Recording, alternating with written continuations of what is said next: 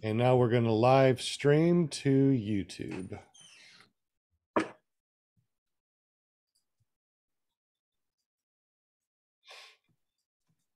And it looks like we are live. Getting there. Come on, you can do it. There we go. We've been live for 8 seconds, 9 seconds already. Holy smokes. It's always good to be live. Welcome, everybody. My name is Shaun Simons, PPG Grandpa. Looks like we already got a bunch of people in the chat, so welcome, everybody. We got John Wayne and Jim from Care PPG. Let's see who else we got. We got Will Fly in the house. What's up? We got Scott Starbeck. I was going to say Starbucks. I was going to say Starbucks. It looked like Starbucks. All right. And I really need some glasses apparently. But anyways, welcome everybody. Glad that you are here. Glad that you're in the chat. Glad that you are watching us here on clearproptv.com. We have an awesome show today. And as always, we're going to introduce the panel real quick before we introduce our guest, which is Shaun and Rachael Hayden. We got Will Fly from Will Fly PPG. What's up, my friend, my buddy, old pal? Hey, what's going on? Good to be here. I am so glad you're here, my friend. Since I'm not going to be wearing my glasses to see what's going on here, if you could do me a favor and keep an eye on that chat for me today. Bet. All right. So if you guys have any questions for Shaun and Rachael tonight, just make sure you tag Will Fly. He'll take care of that. Anything good on your YouTube channel lately? I haven't. Yeah, man. Just recently dropped my Bad Apples video. It's an awesome, best flying I've ever been to. All right, so rub it in a little bit. Check it out, youtube.com/Will Fly. Or willflyppg.com. That'll work too, yeah. I know, right? Well, thank you, Will, for Grandpa. Well, thank you for everything that you do for the show. Appreciate you, yeah, buddy. Man. All right. And we also got our very own Linda Anderson from ParamotorUSA.com with the little pom-poms. What's up? What's up? That's right. Always good to see you, Miss Linda. You know me on Monday nights. I'm always ready. Thank you, chatters, for hanging with us tonight. All my viewers, love you bunches. Love you bunches. I just want to say, I have to say a shout out to Eric Lear, and Jade Lear. Every time I think about it, I still get emotional. It was the greatest day ever, doing my first tandem flight, and Eric was the best pilot. Both Eric and Jade were so patient with me, and I tell you what, Para Family rocks. That's all I'm going to say. Para Family rocks. And I'm ready to get back up in the air again. So and that's what we think all the time. So now you totally understand what we go through mentally. We're like, we haven't flown in a couple days. We're pulling some hair out. Yes, exactly. Thank you so much. I love you guys. She finally gets it. Yeah, she finally does after all these years. Well, thank you very much, Linda Anderson. Okay. And of course, guys, if you want to be on the show, just get up with Linda Anderson. If you go to ParamotorUSA.com, that forwards over to her Facebook page. Just PM her and say, hey, I want to be on PPG Grandpa's Paramotor Podcast, Clearprop TV, and paratalk.org, and she'll hook you up. Yeah. Okay. Yeah. All right. Thanks, Linda. Appreciate you. We also got Jim from Canada, the only guy I know that sniffs his money and goes, maple syrup. What's up, buddy? That's if it's not in the back pocket. Yeah. Things are going good. Got 132 flights in. What? That's awesome, man. You're rolling, aren't you? I am. I'm loving it. And I should set a goal to have a few more on July 4th is my 1-year anniversary of being a pilot. Well, congratulations. That's awesome. And also, too, if you guys don't know, Jim is one that gets all of our stickers, our Clearprop TV stickers, our paramotorcalendar.com, and he takes care of all of us up there in Canada. And you can always get your own stuff if you want to. Anything that you want printed or whatever, just get up with Jim over at carepp.com. And if you want to see his crazy shenanigans flying, go to careppg.com. I love your .coms, dude. It's just absolutely amazing. Thanks to you. You helped me out. That's awesome. Go on. No, really, go on. Yeah, go on.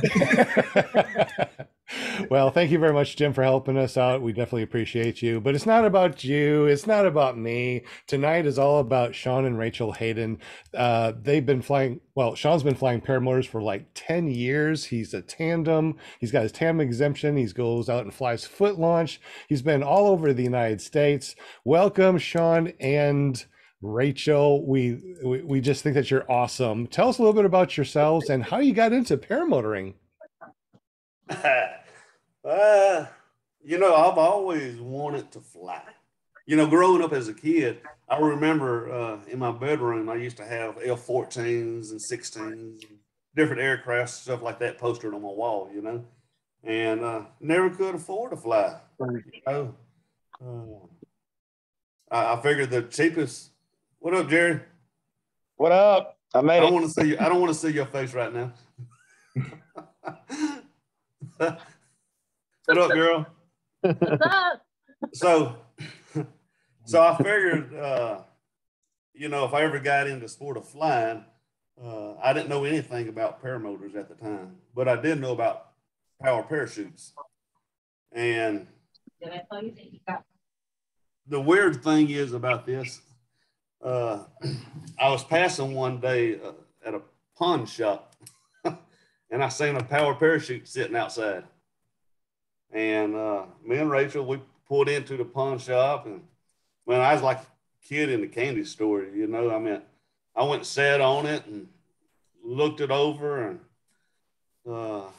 I'm not a spontaneous kind of buyer, I went home and dwelt on it, did a little YouTube search, Google search. In the process of that, YouTube, I seen somebody up there doing some barrel rolls and some spirals, and it was not a power parachute, it was a paramotor. And so that really got my interest up. And so I started Googling, looking for instructors, trying to figure out how to get involved in this thing that I just seen, doing barrel rolls and spirals, foot launch, butt fan kind of thing. And I found Andy McAvan. He was there in League City. League City is near Galveston, Texas. And he had a phone number, and I gave him a call and spoke with him, went over a few things. It was in my ballpark, I think I started off $5,000 for a paramotor, a wing, and training. And off it went, it wasn't the best start, but my very first flight, I had an engine help. Oh no. You Yeah. got that out of the way. Yeah. And then after I went through all my training and things like that, I figured, it was time to take it home. And I learned how to fly on a beach. And let me tell you something, I found out real quick, it's the difference between beach flying and going inland. Look, all I knew was the beach. That was it. Good limited wind, felt a gust here and there, I didn't know what a thermal was. I didn't know what a thermal felt like. I guess we didn't get that deep into our training. And so my very first flight home, Oakdale, where I live, is a very small town, 7,000 people. And I think 1,500 of them is in the federal detention center. So we talk about 5,000 people, and Oakdale got its name with oak trees. We are covered with oak trees. So is it the best place to fly paramotors? No. But we do have an airport. And I seen winds at the beach. You can fly 10, 12 mile an hour winds, at the beach. And that felt nice. I wasn't scared of a 10 mile an hour wind, a 12 mile an hour wind. And I seen that in the forecast for Oakdale, Louisiana. So I went down in the summertime to our local airport. Now, it's a lot of asphalt. It's a lot of metal buildings, and it's surrounded by woods. And our district attorney he just landed, you know, in a Beechcraft or something like that. And I remember him making a statement, and I should have listened a little closer, but from him landing a Beechcraft or whatever, and he's like, man, it was a little rough up there. I should have took that advice, you know, but I also was taught if you can't kite the wing, don't fly it, you know, because it's probably going to be rowdy, you know. Agreed. Well, so I'm at home, I'm by myself, very first flight, you know, inland, and I realize it's a little windy, a little gusty, but I was sort of used to that being on the beach, you know, and I thought it was a go, but I did try to kite the wing and I couldn't. And finally, I just said, heck with it. You know how you get that determination that I'm going to do it, you know, and I did. I done it. Look here, I did a fart, and because I couldn't kite the wing, I couldn't reverse kite. It was windy enough, but it was just dancing all over the place. So I just figured I was going to do a fart and hammer the throttle and just climb up. Son, when I went to climbing, I failed to realize when the wind is blowing, you got to think of wind and water, sort of alike. So wind, when it comes over the treetops, it's going to fall. You know, and then when it's going to start tumbling and do all that. You put a leaf in the back of your pickup truck and go right around, you'll see that leaf just all over the place in the back of your truck, you know. Well, that's what that wind was doing, all over the place, because we was covered with trees and we're in the bed of the truck, and I'm trying to fly out of that crap. Look here, I was trying to climb up, and that wind was coming down. Yeah. I was wondering if I was going to clear the treetops, you know.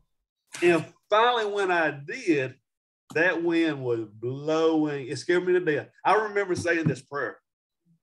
I told God, I said, if you put my feet back on the ground, I quit flying. it had me scared to death, you know. What a lie that was. I think we all lie in those type of prayers. Oh, yeah. I swear I'll never drink again, God. I swear I'll never fly again. But here's the thing. That wasn't the scary part of the flight. Oh, yeah? What was? So here it is. I was still flying into the headwind, which I wasn't hardly penetrating. I would climb up. And the higher I climbed, with it being rowdy, the scarier I got. And I wouldn't say panic, but I knew I had to go downwind to turn back into the wind to land, you know? So I turned downwind. When I did, son, I was trucking, you know? And when I went downwind, it was throwing me right over those metal buildings and all that asphalt. And when I turned back into that headwind, I got hit with thermals, wind. Yep. Look here, it hit me so hard. Rachael seen this on the ground. I was on the phone with Rachael, and I remember her making some kind of noise over the phone. And look here, I got sucked up. I got sucked backwards. My feet came flying out in front of me. You know, I'm telling you, I was done. I wanted on the ground. And so I got on the ground live and well, and immediately I called Andy up, you know, my instructor, and I asked Andy, I said, what just happened? I said, I'm not familiar with this. He's like, what time of day was it? You know, and I remember him saying, you know, the last 3 hours of the day, you know, you go fly. Now this is summertime, you know, just dark at 8 o'clock, you know, I'm sure it's probably around 4:30, 5 o'clock. I'm at the airport. You know, and that's the hottest part of the day. And that was probably part of my problem right there, you know. But anyway, so I had a very bad start. So that was from going from an engine out from my very first solo flight to coming inland to getting thrown around, scared to death like this right here. That was a bummer, you know, and I started getting comfortable with flying. I lied to God because I told him I'd never fly again, and I attempted it again. and blame it on the devil. And, so how long did it take for you to go back up? Well, I'm a type of person. I my dad raised me hardcore. He really did. I had a brother. He was bigger than me. I was older, you know, and Dad raised us to defend ourselves, not to be vicious, not to go out starting fights, but to defend ourselves, you know. And there's times me and my brother will fight and stuff like that, and I wouldn't bow down. Dad would type of person to go buy boxing gloves, and we had a big old VHS or whatever video recorder he had sitting on his shoulders, and he's sitting there videoing me and my brother boxing, you know, and he's the edges it on. So he raised me a little stuff like that. He raised me riding dirt bikes, motocross, you know. I was the type of person that if I crashed, and it happened quite often, I was never one to lay on the sidelines, you know, and wimp out, cry, you know. I have bruised my femurs, I have broke my ribs, and things such as that has happened, and turn around and get back on the bike. Because I know the longer you stay down, the harder it's actually going to be to get back on that bike, you know? And it's the same thing with flying. After that happened, I knew I didn't want a lot of time to go by, or I would have probably shied away, you know, would have scared myself back into flying. So I got back into flying, I mean, probably immediately, you know? Anyway, I got flying and got comfortable with it, and I decided, hey, it's time to plan a trip. You know, summer was coming up, and I wanted to make a trip to Florida, and I had an HE 120. That's what I started flying. And so we went on a 2-week vacation to Florida. You know, we rented a U-Haul. You know, I put my paramotor in it. You know, my wing. You know, I was really, really looking forward to this Florida trip, flying the beaches and stuff like that. And we stayed at Indian Rocks. And we met London Ivy, Ernest, Alberto, some really good people in that neighborhood. And I think it was Alberto. He came to fly with me there at the beach at Indian Rocks. Look, my very first flight on my 2-week vacation, my motor blew up. Oh my gosh. The luck you have. Yes. And now I'm without a paramotor, you know. I was still sort of new at this, you know. When you say blow up, what happened? So I would like to sort of get into the details of the paramotor, but I'm not going to get into that because I don't want to reflect back to originally what happened, you know. Anyway, I think the high screw it got too lean on me, and running lean would cause it to get hot and cause it to seize, you know, and that's what happened. It just I had to replace the cylinder head, the piston, the rings, you know, the whole top end I had to replace. So, but we're still on vacation, and I went to fly. And so meeting London and Alberto and Ernest and all that group of guys, they had a boat, and they was going out to Shell Island, which is over there by Tampa, Florida. And so they invited, yeah, I will, Kyle. So they invited us to go fly with them to Shell Island. So we got on the boat and went out to Shell Island, and we spent the day with those guys out there. Look here, I had an HE 120. That thing didn't have a lot of power. I was flying a Eden 3 26-meter wing. And Alberto, he suggested that I fly his dual start Moster 185. And he set my wing up. Remember, we're on a little island right here. To me, it was really little, and it was little, but for me being a beginner, it was really little. And he set the wing up for me, and I even asked him, I said, Alberto, I said, you think we're far enough away from that water? He said, yeah, you got this. I said, okay. Look here, I strapped on, and I took off. I was like a duck on water. And I lost my airspeed. I went swimming. Oh, no. Yeah. Turned into an airboat. Oh, Yeah, and it wasn't so.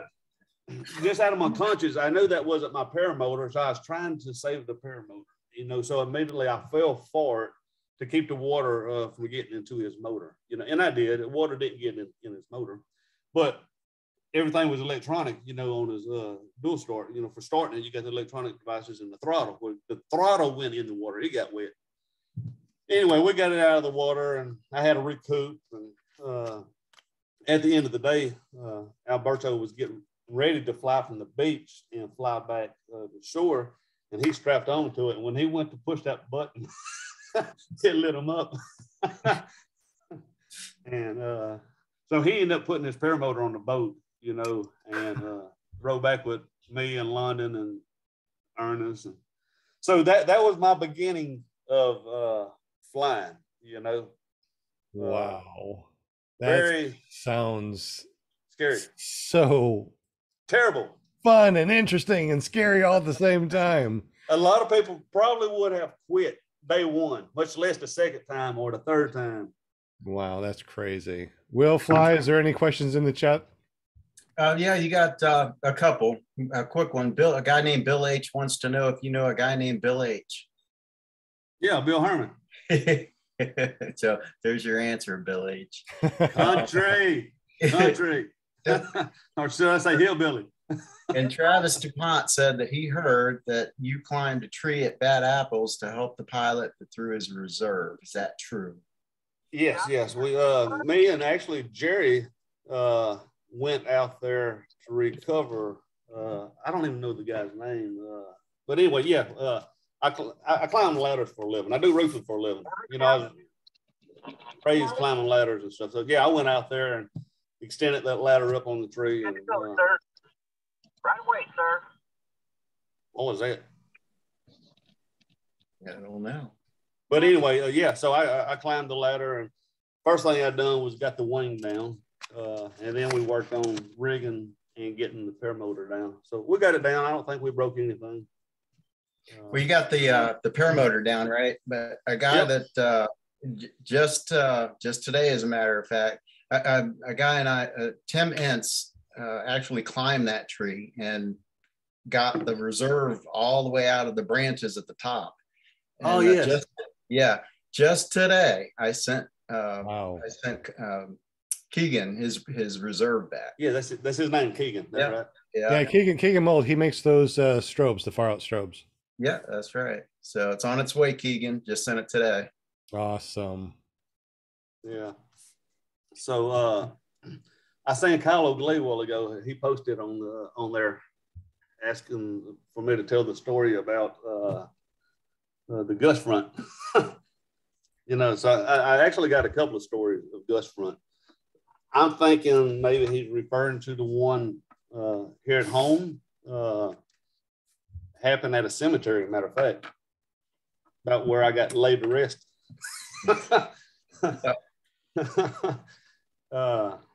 So this particular day here, well, first of all, so I was born and raised in church and stuff like that, you know, and one of the things that we do is on Monday nights is have men's prayer meeting. It seems like all the good flying days is always on Sunday morning, Sunday night, Wednesday night, you know, and we got prayer meeting on Monday night, you know, and Tuesday, wind sucks, it's, can't fly, Thursday and Friday. It's always something getting in the way of my flying.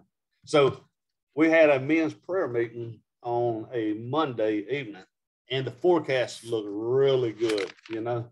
So I opted out. I didn't go to prayer meeting. And you told God a long time ago that you weren't going to fly anymore if he. All right. I kind of see where this is going now. Yeah. So here it is. I flew for an hour and a half that day. You know, I'm talking about some of the smoothest air. I remember having my phone out, you know, the brake toggles on the magnets, you know, just hands free. I flew for an hour and a half. Really good air, you know, and now that I look back at this, I remember in the distance seeing some lightning You know, it's a little dark over that way, but it wasn't where I was at. You know, it's smooth where I was at. You know, so I didn't pay it no mind. You know, and so it was getting late, and I went back toward the LZ, which was a graveyard that I flew out of.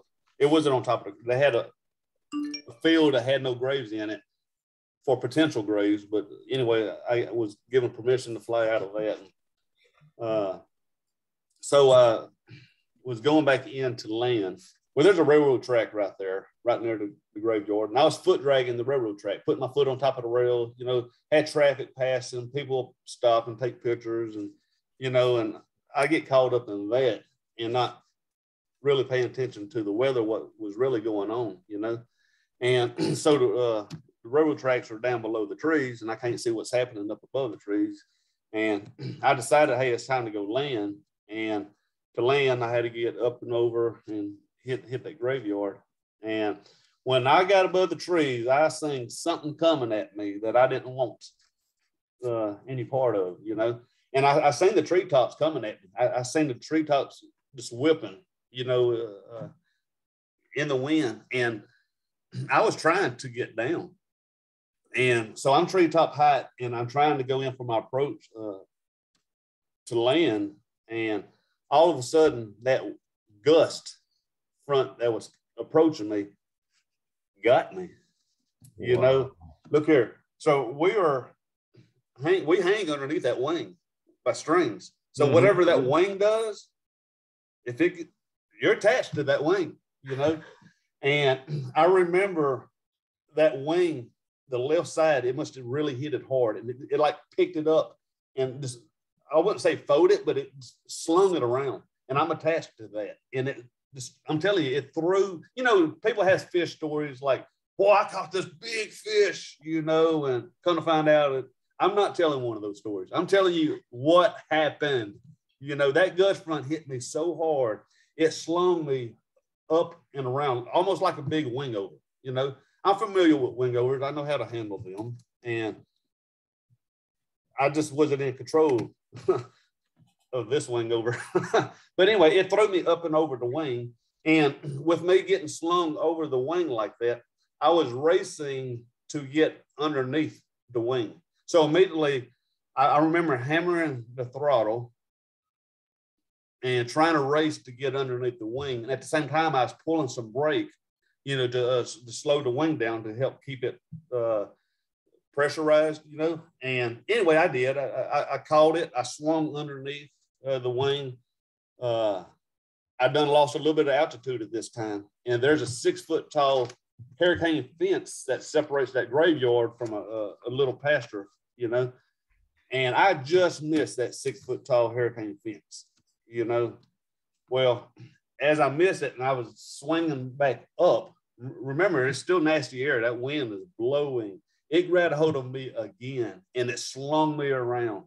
This time, when it swung me around, I was a little bit lower than the first time. That fence that I just missed, this time it grabbed me and slung me around, and I was coming diving right toward that fence. And the only thing I knew to do was pull right. I didn't want to hit the fence head on.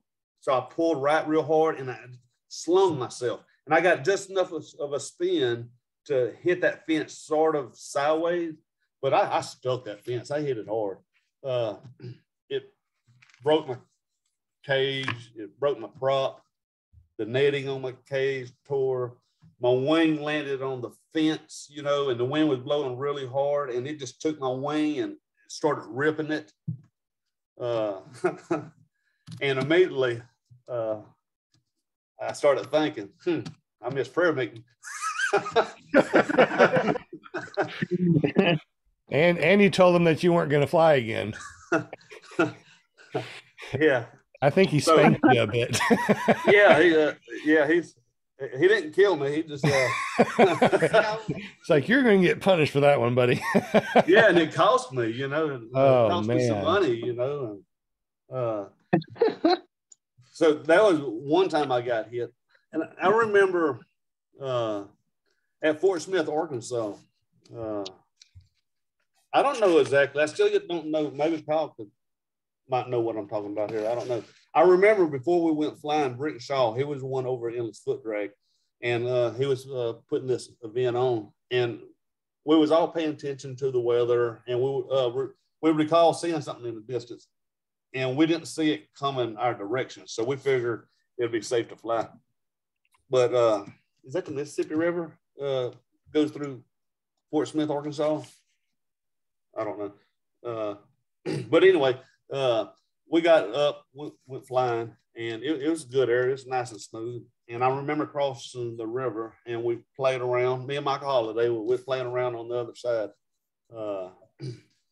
Anyway, when it's time to come back to land, I got some altitude, and I crossed the river. And as soon as I crossed the river, some funny stuff started happening. I really don't know exactly what happened. I got sucked up, and something grabbed a hold of me and my wing. And I remember that wing dancing all over the place. It'd go to the left, it's jerking to the right, it's going backwards, it was going forward. And the whole time I'm just sitting there just trying to counteract what was going on. And the whole time this was going on, I was getting sucked up. And I don't know, I would say I probably got sucked up a good 1,500 feet or so. I don't know. It sucked me up. I wonder if you hit a like a dirt devil type of thing, a dust devil, and it was way up there.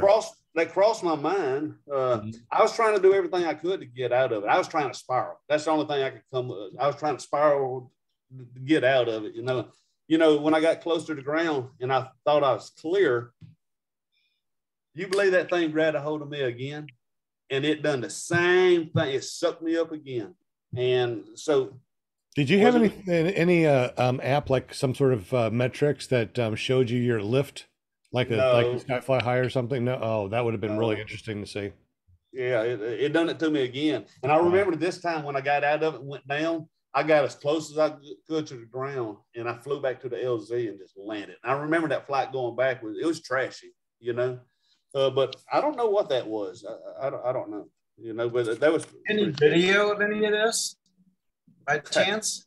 You know, if I did, I'm not very computer. I never have. You go on YouTube or whatever. I ain't got much there because I hate editing, you know. And so if I had something, I probably watched it and then deleted it, you know. So that was that. So yeah, I've had some interesting flights, to say the least. Yeah. So you know, so Rachael hadn't said much here. So I'm gonna enlighten on her just a little bit. You know, a lot of men are jealous of me. You know, we go to fly. You know, we go to fly-ins.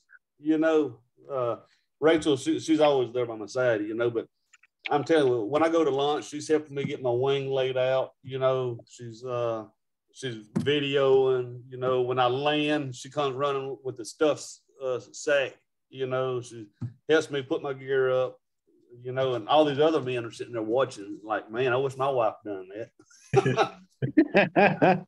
And then, well, Rachael, show us your shirt real quick. So I like that. Yeah.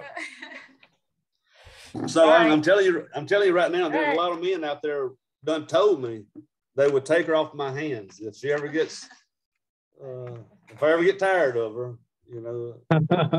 That's not gonna happen, is it? You two are like so cute, honestly.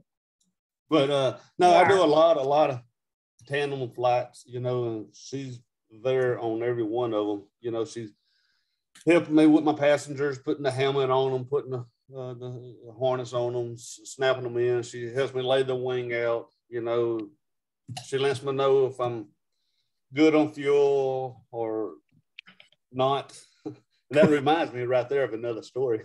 You could Shaun, you could write a book. I was just thinking he probably needs to write a book. This is awesome.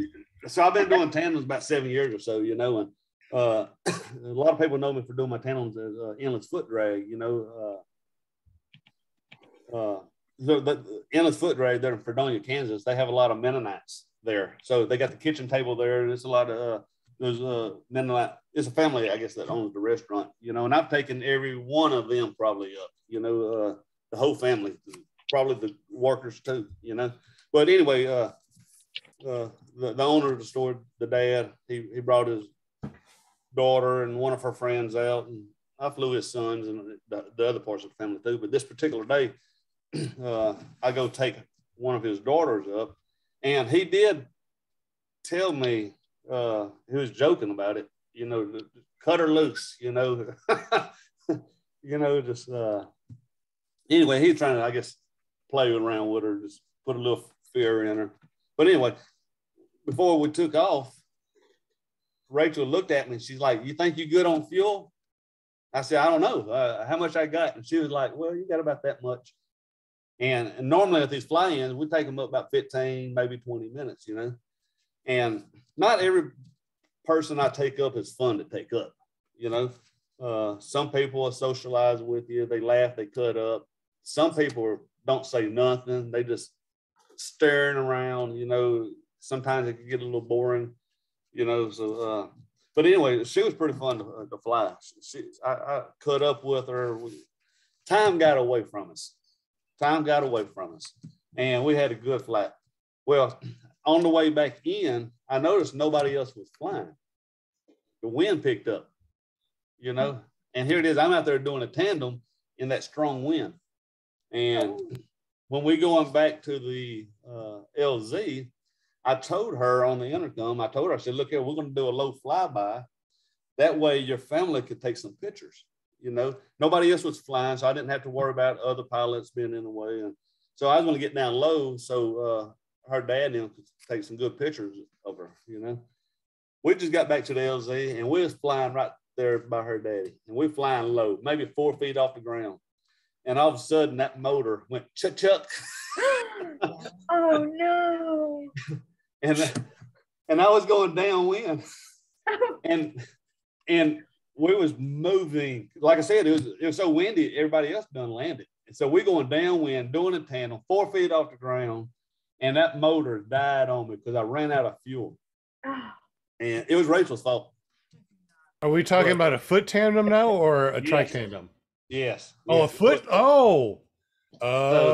Yeah. So that changes everything. That changes the way I've been thinking about this whole thing now. Okay, foot long. Yeah. I mean, if my passenger could have ran that fast, I could have saved it. Uh-oh. No, but no, we was trucking. There was no way we were saving that, So, but I did ask her. I told her real briefly. I said, "Get ready to run. Come out of your harness and get ready to run." Because normally I would get some altitude and turn back into the wind to land. I didn't have nothing to get us no altitude. We didn't have a choice but to land it, And we did. We was going really fast at the ground, and I flared, and I tried to put my feet on the ground to try to foot drag to slow us down just a little bit, but we were still trucking. And now you got to remember, though, these Mennonites, these girls, they wear long skirts, long dresses, and I'm sure that didn't help matters. Especially hard to run. Yeah. But anyway, I remember sliding it out just a little bit, and it just got away from her, and she tripped. And when she tripped, naturally we all attached together. I tripped, and I just landed right on top of her, in front of her daddy, And hey, at least they got the good pictures like you wanted. Yeah, probably not the pictures they wanted, but here it is. You got this strange man, just laying right on top of their daughter. And it ain't like I could just jump up, and get off of her, Because we had this tandem hoop. We got the spreader bar in a harness. If I try to stand up, well, guess what? I got to pull her up because we're attached, And I just lay there smiling at the camera. Oh my God.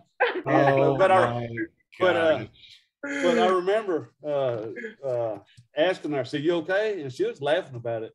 She said, yeah, I'm okay. Then she asked me in return, she said, you okay? I said, yeah, I'm fine. And she jumped up, you know, we both stood up. She gave me a high five, you know, and she was like, yeah, you know, and she's like, at least now I can tell everybody I've been in an airplane crash. That's what she said. Oh my gosh, guys, if you're watching this and you think that story is amazing, come on, give us some thumbs up for that story. That was absolutely heck yeah. incredible. Absolutely incredible. So here's what I told her. I don't like to end anything on a bad note, you know.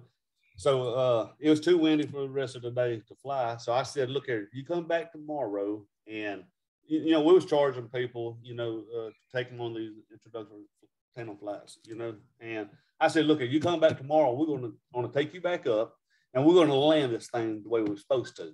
Look here, she came back that next morning. It was too windy. She came back that next evening. Every day she came back for a tandem, and it just, the weather just was crappy. That might have been when we got that record-breaking rain over there. Yeah, it just turned ugly, you know. But yeah, that was some good memories. Yeah. Wow, this is so fun. Yeah. You know, I mentioned a while ago, she's my best tandem passenger, you know. Mm-hmm. Me and Rachael together, we get off the ground really quick, you know, and a lot of that has to do with the passenger. It don't matter if you're good or not. You know, if your passenger ain't good, they have a tendency, you know, to want to sit down on you, you know. And so I give them a fair warning that they're going to have a tendency to want to sit down, you know. And I learned through doing tandems what to say, what not to say. You know, originally when I first started doing tandems, I used to have a list. You know, boy, I would tell them everything to do. Then I tell them everything not to do. Look, with their adrenaline going, the excitement, this being their very first time, they don't remember nothing. I'm telling you the truth. Mostly people don't remember nothing. So I learned throughout trial and error, the least I tell them, the better it is, you know. And most of the time, I don't tell them too much of anything until it's actually time to launch. I get them dressed. We put the helmet on them. You know, we set up. I got my A's in my hand. You know, I'm ready to fly, and they don't know what to do. And I learned the least you tell them, the better. The only thing that I would tell them in the process of getting prepped while we're putting the harness on them, I will just give them a heads up that they will have an urge to want to sit down early. They're going to feel, and I would pick up on the harness a little bit, and I would tell them that you're going to feel this, you know, and you're going to think it's time to sit down, you know. But I just ask them, do not sit down. I said, just keep running, and I would tell you when to stop running. And so I said, when you get that urge to sit down, don't, just keep running. And so I don't tell them anything more until we get ready to launch. Now we set up, and I will give them a target. I done learned to give them a target. I don't care if it's a tree, if it's a telephone pole, if it's something out in the field. I give them something to keep their eyes on. Because if you do not give them a target to run to, they're going to run like this right here. You know, and when they start doing that, you're going to start doing that. You know, so if you give them a target to run to, it gives them a straight and narrow path, you know. And honestly, I just give them a target, and I would tell them on a count of 3, you know, to run, and their job is to outrun me. That's the biggest thing I tell them, is try to outrun me. Because I know if I'm trying to encourage them to run, if I'm motivating and hollering at them, you know, run, run, run, and they trying to sit down, or they ain't giving it all they got, I know it's going to take longer for us to get up. I'm going to have to work harder to get them up. So as long as they have a target to keep their eyes on, and they run just as fast as they can to it, the quicker we're going to get up. And I've been pretty successful, you know, getting my passengers up fairly quick, you know. Even with no wind, we still get up pretty quick. So I have some little techniques that I use. Some people laugh at me, you know, for my technique. I don't even want to say what some people call it. I see Jerry smiling. In all honesty, he's probably one of the best foot launch tandem pilots in the country. Like, I mean, I've never seen him fail a tandem flight at all. I mean, when we were at Endless Foot Drag, it's up, up, up, different person, different person, different person. I mean, it's constant.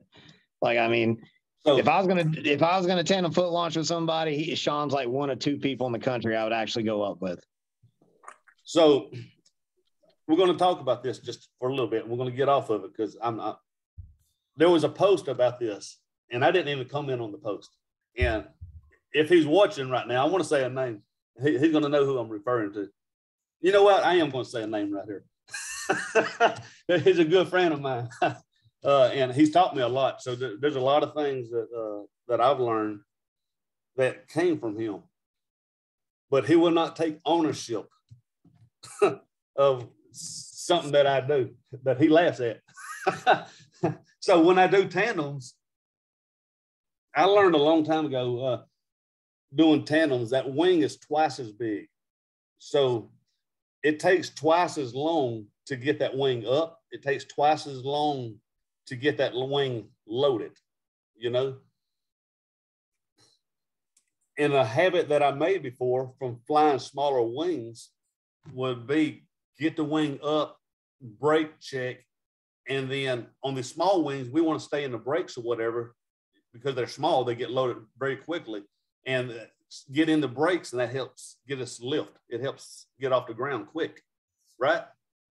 So I used to do that, and man, I used to run.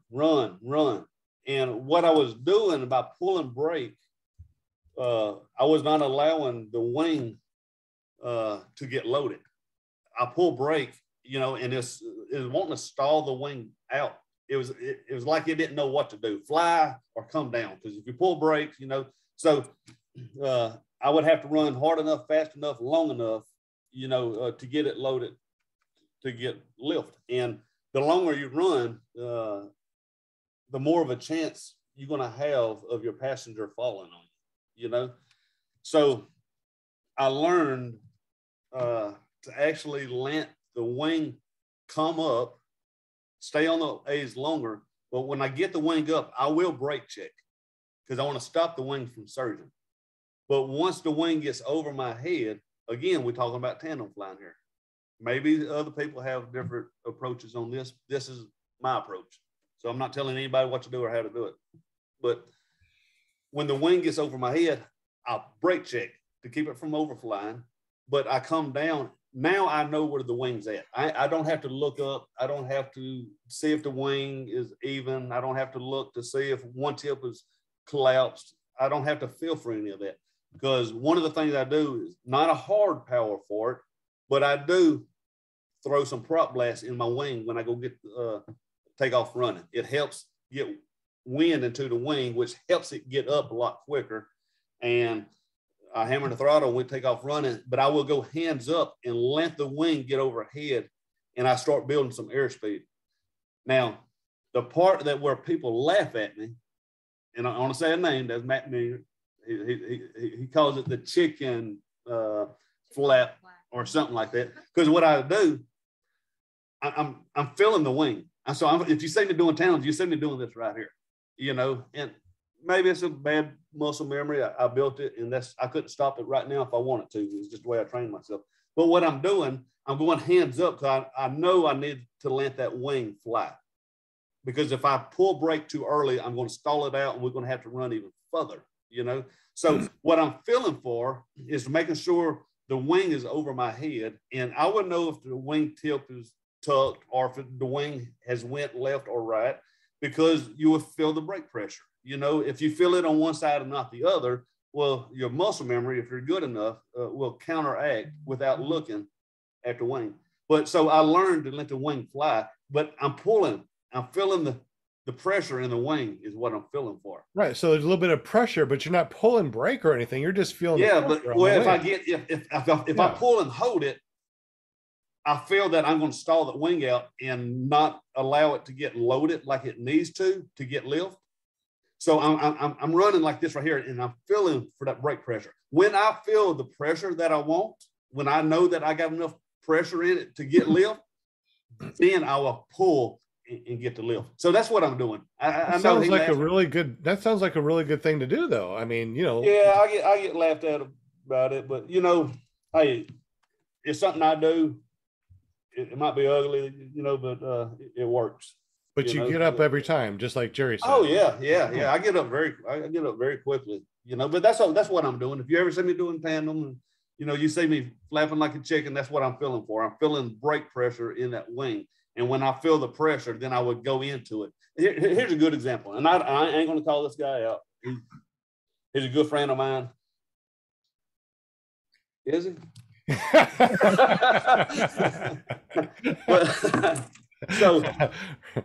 So he does a lot of tandems, and he does a lot of them on a trike.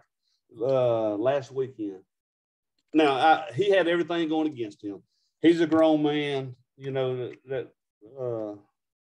150 pounds. I don't know what I almost said his name. Anyway, he probably, I don't know what it weighs. Let's say he weighs 200, and the passenger he took up was over 200, but what I'm getting at, between both of them, their weight, doing a foot launch, that's a lot of weight, we had no wind this particular day. The wind, the streamer, off the windsock, the little streamer was barely off the pole. It wasn't very much wind. And then it kept shifting because of it was a little early in the afternoon. So we had thermals still yet active, and the windsock was all over the place. But when he took off running, I videoed it and I went back and played it to him. And he might not think, I don't know if this has anything to do with the fail launch, because that's what happened. They failed to launch. He didn't crash. They didn't hit the ground or anything like that. They just didn't get off the ground. But if you go back and watch the video, when he got the wing up, he immediately went into the brakes, and he went into them deep. He went all, and he took off running. His whole run, they probably ran, I don't know, probably 200 feet, and the whole time his hands are down by his butt. And that's not going to give you lift, because the wing never got loaded, That's the reason why I go hands up. I'm feeling brake pressure, and I honestly myself, I think I probably, with my technique, my chicken flap, I probably would have got off the ground, but technique, it's a bad technique. But a while ago when I mentioned about the weight, foot launch, I think my biggest passenger was nearly 260 pounds. He told me 255 is what he weighed. That was probably butt naked. If you ask me, he's probably bigger than, I don't know. But anyway, he was a big man. That was my biggest passenger. And here it is, I'm 190. We on a Moster 185. I was on a 42 meter Orca 4, or I meant Orca XX, or it could have been a 4. Anyway, it just made me think about it a while ago when we talked about weight. So that's about my biggest passenger. That's a big man to foot launch, is what I'm getting at. 255, 260 pound man. Yeah, two of them. Yeah. If you ever see that picture, I posted it before. You notice he's in a pair of socks. He actually goes to my church, and he's been after me, wanting me to take him up. And I didn't want to tell him no. And because I would have to give him a reason why. And my reason, I'm thinking, was, you're too big. You're too big, And but I didn't want to hurt his feelings. I hope he ain't watching. But even if he is, he done great. We done great. I did take him on a tandem flight, and we had a very successful launch and amazing landing. I learned actually through him versus taking up somebody lightweight. I think when you're heavy loaded, you actually have more brake pressure. You come in a little bit softer than you do when you're lightly loaded on a wing. So we was really loaded. We came in and we flared. But anyway, back to the socks. He was in a pair of socks. He asked if he could come out to the field because I made a post about going flying. And he sent me a message and asked if I would mind him coming out to fly his drone. And I said, yeah, come out to the field, you know. And when he got to the field, we had a little breeze going, you know, and I started thinking about the time that he asked about wanting to go on a tandem flight. And so I talked myself into it. So I asked him, I said, hey, you remember you asking me about doing a tandem flight? I said, you still interested? He was like, yeah, you know. So I told him, I said, look here, we got the perfect wind for it. You know, we're in a good location. Everything's going our way. And he was in flip-flops. And I told him the only thing he's got to do is take the flip-flops off. And I've done that before. And people will flip and flop wearing flip-flops. You know, so I told him, I asked him if he had tennis shoes, and he said no. I just took a shower. My socks I had on my feet were clean. And he tried to go barefoot, but it's a hayfield, and it was poking his feet, it was hurting his feet and stuff, you know. So I offered him my socks. So if you ever see the picture of me and this guy and he's in a pair of socks, that was my socks. That's funny. You got a pair of socks and a Paramotor. I love it. Yep. So anyway, so that's that. Hey, I don't know if y'all have any questions y'all want to ask, or do y'all want to dig into endless foot drag a little bit, or yeah, Will, is there any questions in the chat that we need to chat about? No, I mean, we've got a couple of statements, but I got to tell you, I could listen to you talk all night long, man. Your stories are just, and James in the chat, he hit the nail on the head. He wants to know if you're going to Moonshiners, because he feels like you've got some great campfire stories to tell, especially after a couple of beers, he says. Yeah. So are you going to Moonshiners? I've never been a Moonshiner. I've been invited. I just never went. I would love to attend it. There's several I would love to attend, you know. I guess it really depends on, I don't know, the last couple of years when my kids been in high school, it's been a little tough on us. Endless foot drag, for example. We had to make a decision. That's one of our all-time favorite fly-ins is the endless foot drag. And we had a decision we had to make. My grandson was being born that week. And we either had to stay home for the birth of my grandson and miss out on a fly-in that I love to go to, or, and spend time with Michael. We always left a week early and spend time with Michael Holiday up there, stayed at his house, you know, and just love hanging out with him. But anyway, we had a decision to make. And we made a decision. And I told my daughter, I said, we'll see the baby when we get back home. now that's some love of paramotoring. Yeah. Well, I know. What did she say? How did she react? I helped Michael with that event, you know, at Endless Foot Drag. So a lot of people really don't know how Endless Foot Drag got started there in Kansas. I don't want to foul it up a little bit, but we all know that it started there in Arkansas with Britton Shaw. He's the one that had it, and I guess if you don't know, what happened there was it took someone getting killed, you know, at a fly-in, and the landowners, I think it's a father and son, they already had mixed emotions about it. One loved it and the other one didn't. But after this guy crashing and getting killed, that ended Endless Foot Drag in Fort Smith, Arkansas, you know. And this, I talk a little bit about this right here, what happened. No disrespect to him or his family. But this particular guy got trained. I'm not going to say where, we're just going to talk about what took place. But anyway, he got trained, then he came back home. I think he was from Texas area, and he went about 6 months or so of not flying. And then he ended up buying a new wing, which is a Universal 1.1. I think some of this right here was through the help of actually Brian West, loaned him out a rodeo, some gear. So this cat right here flew into Fort Smith, Arkansas. Then he came to our event, and he had some training, but he went about 6 months of not flying. And then here it is. He's got a new paramotor that he's not familiar with, that he rented out or loaned out. And then he's got a brand new wing that he's not familiar with, was a Universal 1.1. And I remember watching this guy. He was struggling on the ground, kiting his wing. He was struggling to get off the ground. You could tell he was still a newbie and had a lot of learning to do. But once he got off the ground, he would get up and he was playing around. And man, he was ballsy. Man, he was brave. He was doing things he shouldn't have been doing. And one of the things he was playing around with was spirals, and anybody that knows that particular wing, I guess,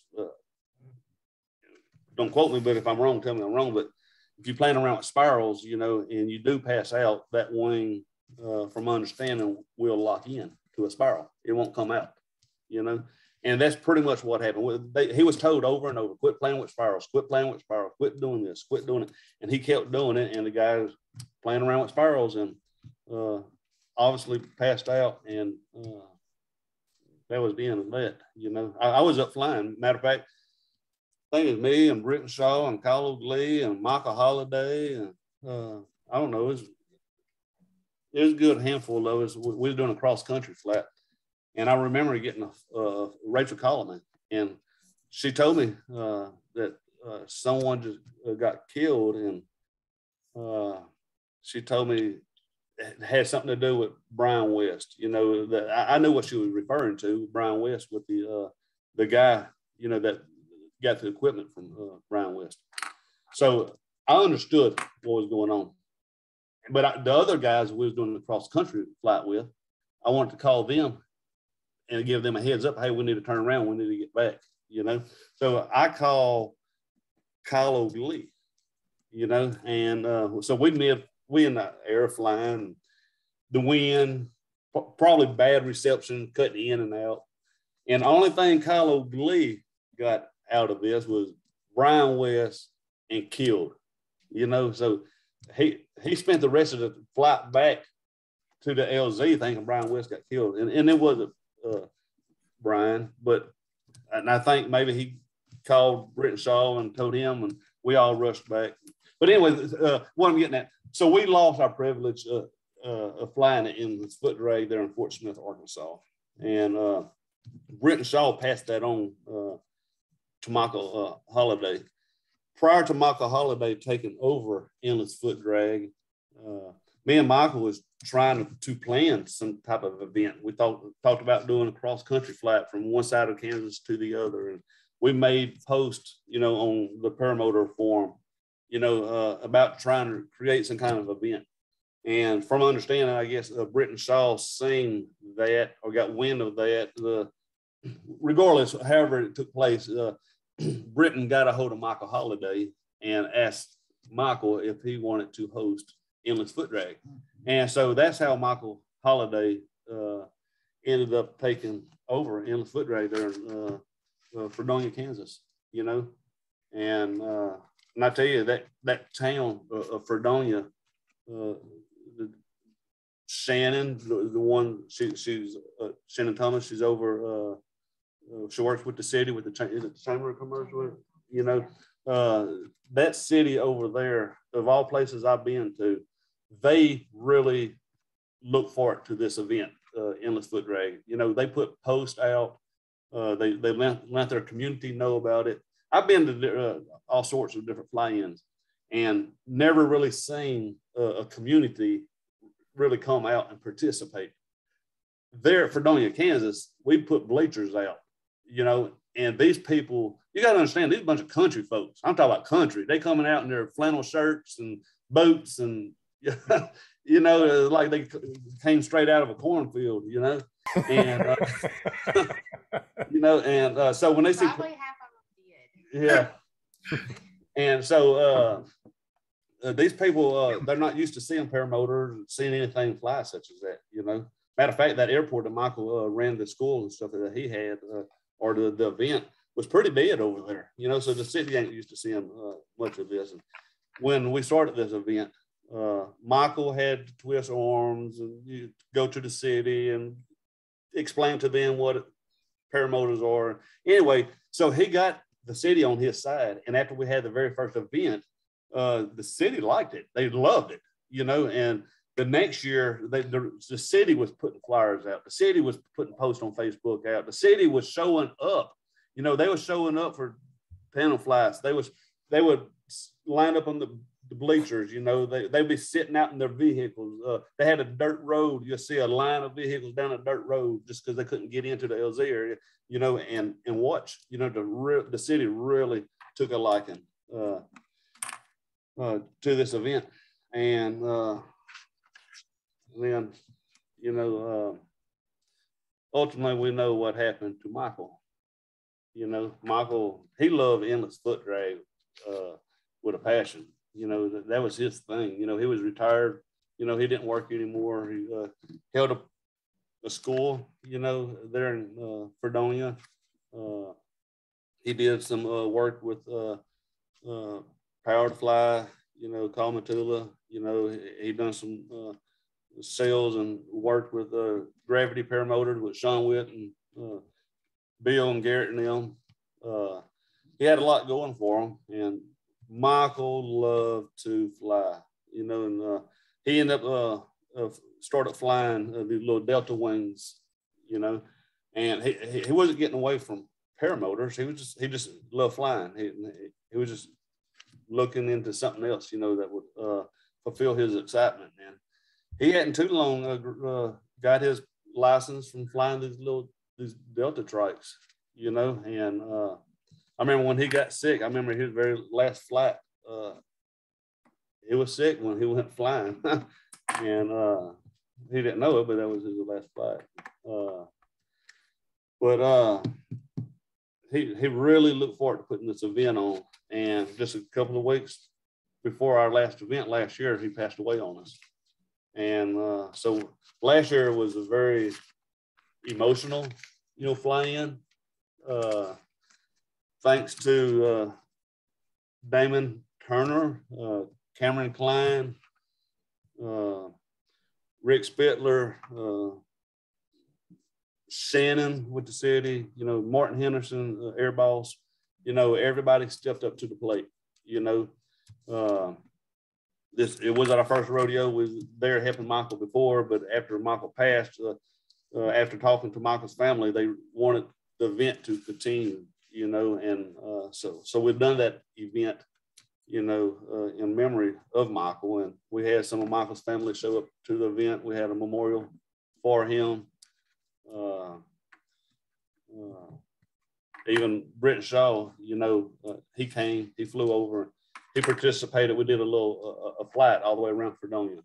And I own Michael Holliday's last foot launch paramotor. When he had cancer and he lost the ability to walk, the community stepped up, you know, Power to Fly and Vito Rossi, Mateo, and all those guys, and they built him probably the lightest, most of 185 in the United States, or probably ever. You know, they done everything they could to make this paramotor light for Michael. So because he had lost his ability to walk for a while, you know, and as he progressed through the cancer that he had in his spine and gained his mobility back to walking, you know, he still wasn't capable of running, you know, so they got him a trike. And so I left Louisiana when he got that trike, and me and Rachael did, and we went all the way to Kansas. And I went over there. He was nervous, he was scared, and but he was excited, you know. So I went over there. If y'all hadn't seen the video, I'm sure it's on YouTube somewhere, because this video right here made it all over the news, you know. But I went over there and helped get Michael in the air. And let me tell you, when he landed, he cried like a baby. You know, he's full of excitement, you know. So so here it is. Later on, he graduated from the trike, and he got this lightweight foot launch paramotor, which is the one I got right now. and I still fly it today. But I let Britt Shaw, when we had that memorial, I let Britt fly Michael's foot launch paramotor, you know, to do the memorial flight around Fredonia, Kansas. So that meant a lot to Britt as well. So endless foot drag, a lot of people has questioned, you know, is endless foot drag still happening? You know, we had mixed emotions about endless foot drag. You know, we found out after trying to step up to the plate, you know, between me and Damon and Cameron and everybody trying to make this event happen. After doing that, we learned just how much work it is involved, you know, to making a fly-in happen, you know. So anybody that don't help out at a fly-in and y'all just show up probably don't understand all the work that it takes to make these events happen. You know, it's really a lot of work.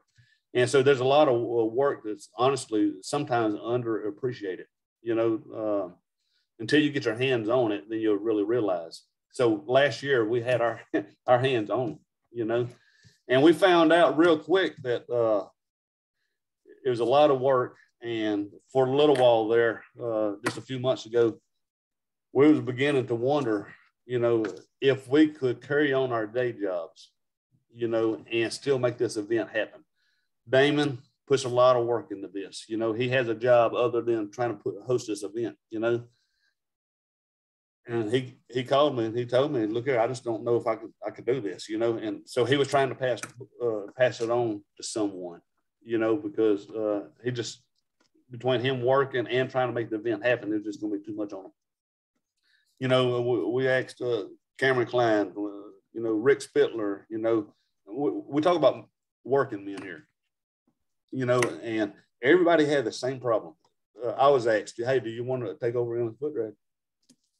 I'm like, look here, I'm 600 something miles away. You know, it'd be hard for me to host that event all the way over there and make everything happen. And I don't know. So we started looking. So anyway, we have Landon March. Landon March is the guy that is taking the head job, I guess you could say, on putting the event on.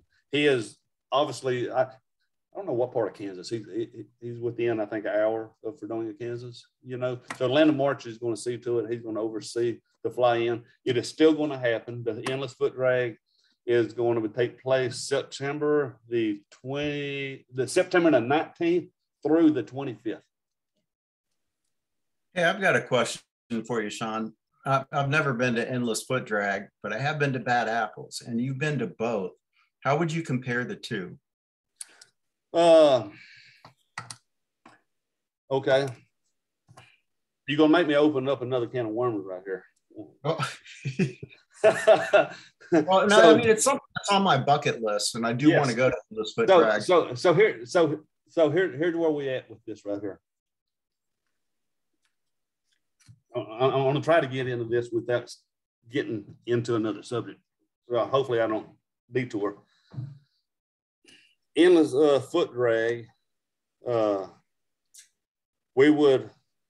it's different when you drive up from the registration point, you know, to the people that is there parking you, you know, hosting you to, we actually have a schedule, you know, where we have briefings every day, you know, at certain times, you know, and we call it mandatory meetings, briefings, you know, and because here's what happened. A lot of times we'll learn from the day's event, something might take place one day, and having a briefing, you know, being mandatory, everybody is going to show up to the hangar where we have these briefings. And so if there was something needed to be addressed, something that needed to be discussed, you know, guess what? Everybody's there, you know. You know, if somebody was doing something they shouldn't be, you know, flying somewhere they shouldn't be flying or whatever, you know, it was there. You know, we would talk about the weather, you know, we would talk about the next day, the event, what's happening, what's occurring, you know.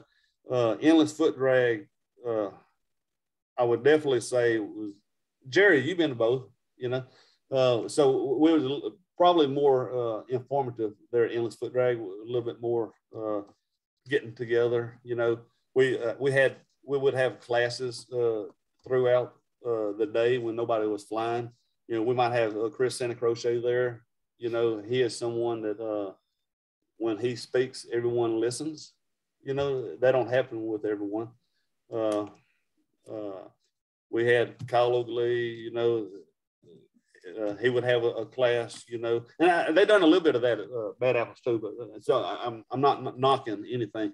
I'm just trying to compare the two. Both of them is a blast, you know. There was a lot alike, but somewhat a lot different, you know. I don't know. I enjoy going to both of them. I mean, would you consider the excitement level about the same between the two, or I would say at one given time, I have seen definitely more pilots in the air at Fredonia, Kansas, at Endless Foot Drag.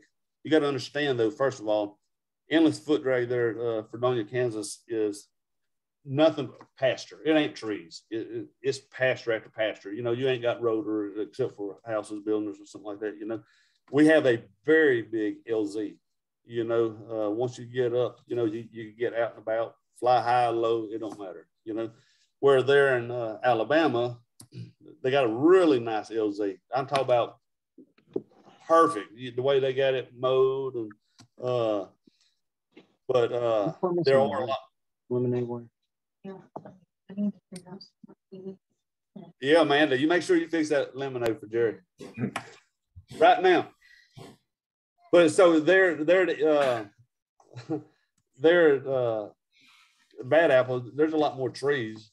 You know, there's not. I mean, there's plenty of pastures for landing, having waves out and stuff like that. It's just a different scenery, you know. But I would say at one given time, I've seen a lot more pilots in the air at Endless Foot Drag.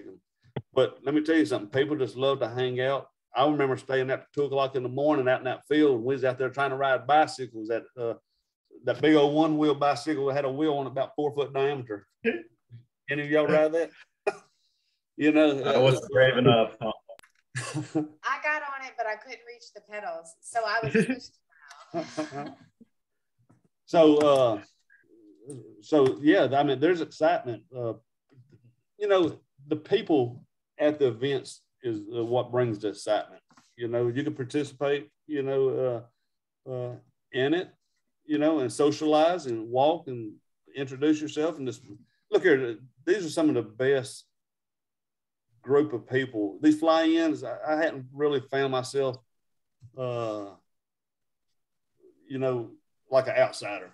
You know, I've been riding motocross all my life, you know, and that's the same way in that sport. You know, very good people. If you could afford a paramotor, you could afford a wing, if you could afford a dirt bike, you're probably not going to have a reason to go around stealing, you know, and people would leave their stuff out, you know, I've never really heard of too much stealing, you know, or anything like that taking place, you know, people socialize. I don't know. So they both are very, in their own way, great events. I would suggest anybody to go to both of them.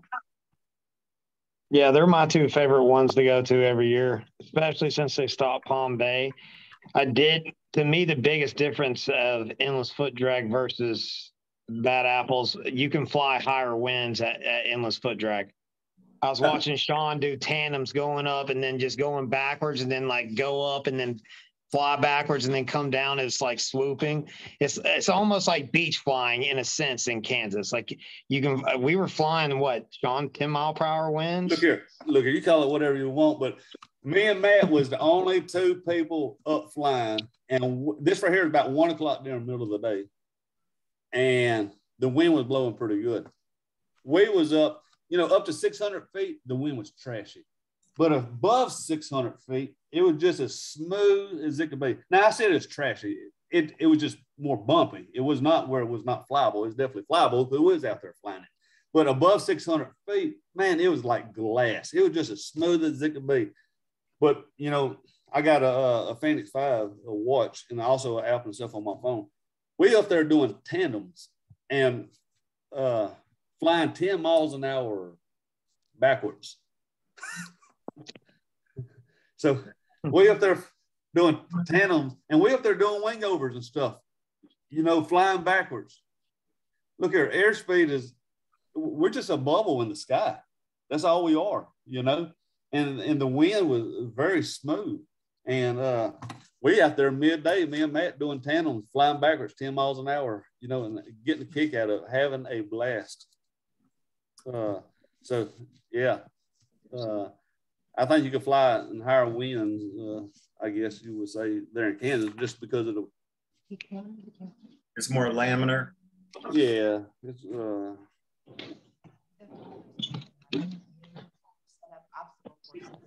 behind. Can you hear me? Sorry.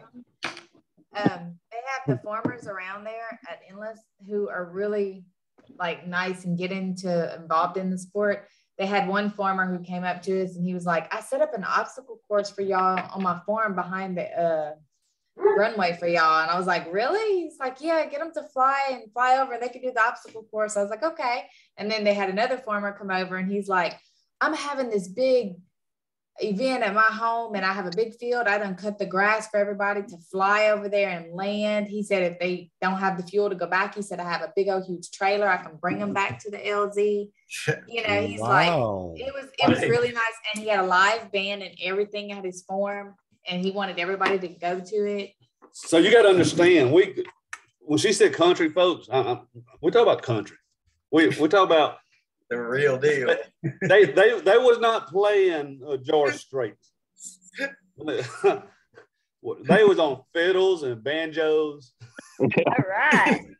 I love the fiddles and banjos.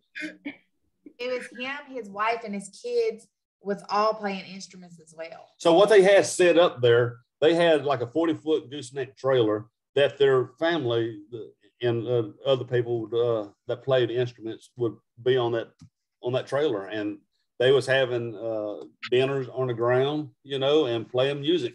And he made a stop by Endless Foot Drag there at the airport, and he invited every one of us that was willing to stop by, fly in, and participate and eat dinner and listen to the music. You know, cool. That means a lot when you have a community, you know, that steps up, you know, and loves doing what we do, you know. He made up flyers for me to hand out at the table to everybody who came in. So it was really nice. I mean, the people over there just are very welcoming. It's very nice. I like Fredonia. Yeah, the community is huge over there and gets very involved. I mean, all those Mennonites, I mean, they got bleachers out there, for God's sake. They come out there and watch everybody fly, or Shaun and people are doing like tandem. So it's really neat. I will say, don't speed there. Definitely don't speed. Did you ever pay that ticket yet? The speeding ticket. So let's get on this right here just a little bit.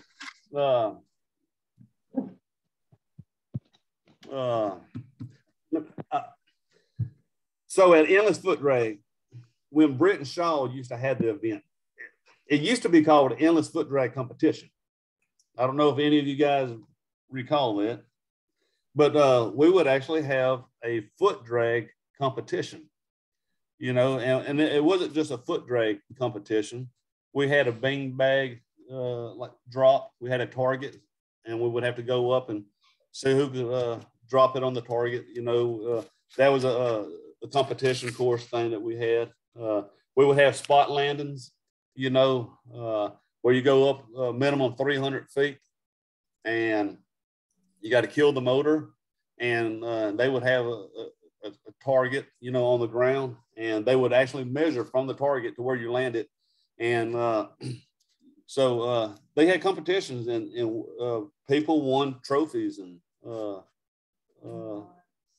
yeah, we just had different kind of competitions. And I was talking to Landon March, the one that's running Endless Foot Drag this year. I was talking to him earlier today. I don't want to get ahead of myself on this right here. I hadn't talked to Damon, Cameron, any of those guys, but I suggested, and Landon liked the idea. We just hadn't put it together yet. So since we used to have competition, you know, at Endless Foot Drag, and we've been debating on bringing that back, you know. So that would be something to sort of perk up some ears, you know, try to shine some light toward Endless Foot Drag. We don't want it to be just a foot drag competition. We're going to have other competition as well, hopefully. But we're just trying to get people involved and get people's attention, you know, to these events. A lot of times we host these fly-ins, and whatever happens, happens. Everybody that shows up, you fly, just day in, day out. There's nothing a lot of times ever planned, you know, but we are trying to organize each day, you know, on different things to do, you know, between classes throughout the day or events, you know. So anyway, that's something y'all can keep y'all's ears out, your eyes open, you know, for the near future. You know, hopefully we will start sharing a little bit more information on the Endless Foot Drag, you know, and try to make it fun for everyone, safe for everyone. We're not talking about a competition that's putting people in danger, you know. But, who's all coming? Shaun, you coming? Will? I'm considering it. So that's as far as I can take it. Me too. Me too. I'm considering if you got to pick 2 fly-ins, just saying, if you got to pick like say 3 or 2 fly-ins of the year, Bad Apples, Endless Foot Drags, those are the 2 you don't want to miss. The only ones I would throw out there if they ever started it again would be Beach Blast or Palm Bay if the 4 was ever able to put that on again, but I doubt that ever happened. The compound's gone pretty much. But yeah, those 2, Endless Foot Drag, those are the 2 I 100% commit to every year. Beach Blast was fun. I didn't get to attend that, unfortunately. I wish I would have. Blast. Yeah. Well, Beach Blast was fun. I tell you this, and we're gonna and I did shy away a little bit when we talk about Bad Apples and Endless Foot Drag, so I did keep from going into left field. Beach Blast, you had to have a rating to attend Beach Blast, and I'm glad they had that. And the reason why I say that, if you was a beginner, you had no business flying beach wind and trying to take off and land in a small LZ like we had at Beach Blast. As we know, a lot of the times the wind is coming off of the water, you know. So that means to land, we land into the wind. That means you're going to have to go downwind, you know, going toward the condos pretty much for your approach, and then turn back into the wind to land on the beach. So was it challenging for some people? Absolutely. You know, was it for a beginner? You know, nope. You know, and for one, you know, one of the rules are we do not supposed to fly, you know, over a populated area, over a congested area. And that beach in the summertime is filled with people. You know, so it ain't like you can just fly above everybody along the beach, you know, and then just make a easy landing. It wasn't that easy. So Beach Blast was really fun, but you had to have some ratings, you know, have enough skill level to land there, you know. I'm going to talk about this right here just a little bit. I am part of the USPPA organization. Reasons being, I love the organization. I wish the organization would step up to the plate a little bit more. Now, I know Rachael, I guess that's how you say his name, has stepped up, you know, took over Jeff Gowen's position. I don't know what kind of changes are in the making other than what has happened so far, you know, and got a new website. But look here, I've been flying for 10 years. And before, if you went to a fly-in, any fly-in that I attended, you had to have a rating. You know, you could not just be a beginner, self-taught person or whatever, show up to these fly-ins. I know some friends that did not have their ratings that, I mean, these guys were good. They could do barrel rolls, they could do this and that and all that other, but because they did not have their ratings, like they're written Shaun at Fort Smith, Arkansas, we had to have ratings to attend that. If you did not have your ratings, you was not invited, you know. Same thing with Beach Blast. You know, you had to have your ratings. When you say ratings, are you talking about like at least a PPG 1 or a minimum PPG 2? Yeah, 2 or 2 or 3. Okay. Yeah. Okay. So you had to have some ratings. If you notice now, when you go to fly-ins, I don't know of any fly-in that promotes ratings. I don't know of any fly-ins that require that. And there's a lot of schools still offer, you know, these ratings, you know, and I think that's a good thing. Now, this is just me talking, so take it for what it's worth. But for a while, I could have cared less about these organizations. You know, to me, I thought it was just a money thing. You know, you pay your way in, get your little rating, you know, and do what you want, you know. But do I see a benefit in having these ratings? Absolutely. But I will say this here: of all the fly-ins I attended, I have never seen any organization. I don't care if it's USPPA or ASC. I never seen them have a tent set up.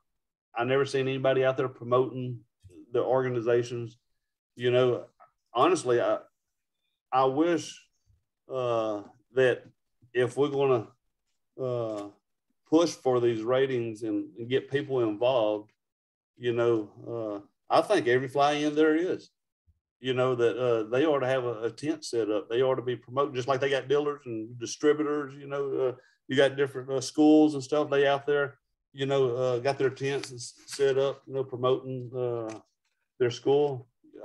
This is just me, but I wish I would like to see USPPA get more involved. That sounds really good. I wonder for the people in chat, what do you guys think about this? Do you think that all the fly-ins should require us to have at least a PPG 2? Or what do you guys think? Let me know in some comments. Thank you very much. Now, we're going to make some people mad by saying that. Like I said, I got mixed emotions about this. Okay, I truly do. You know, I'm content with the way it is right now. But what I'm not content about is the organization, you know, putting more of an effort, you know, and showing up to these events, you know, and just letting their light shine, you know, to try to benefit the community, you know, try to help their organization grow. It'll grow, you know, if they are at the events and they are promoting their event. I mean, this event, you know, and I think it'll help the organization do a lot better for themselves. You know, that's just me talking right here. You know, I don't like rules. I don't like speed limit signs, you know, but so I got mixed emotions about it. But with me doing tandems and stuff, honestly, part of me care less about instructing, you know, having a school, because I'm a contractor, I work for myself. You know, do I have time to have a school? Probably not. I don't know if I want the headache with it, but I done everything I had to do just so I could have my ratings, you know, for doing tandems.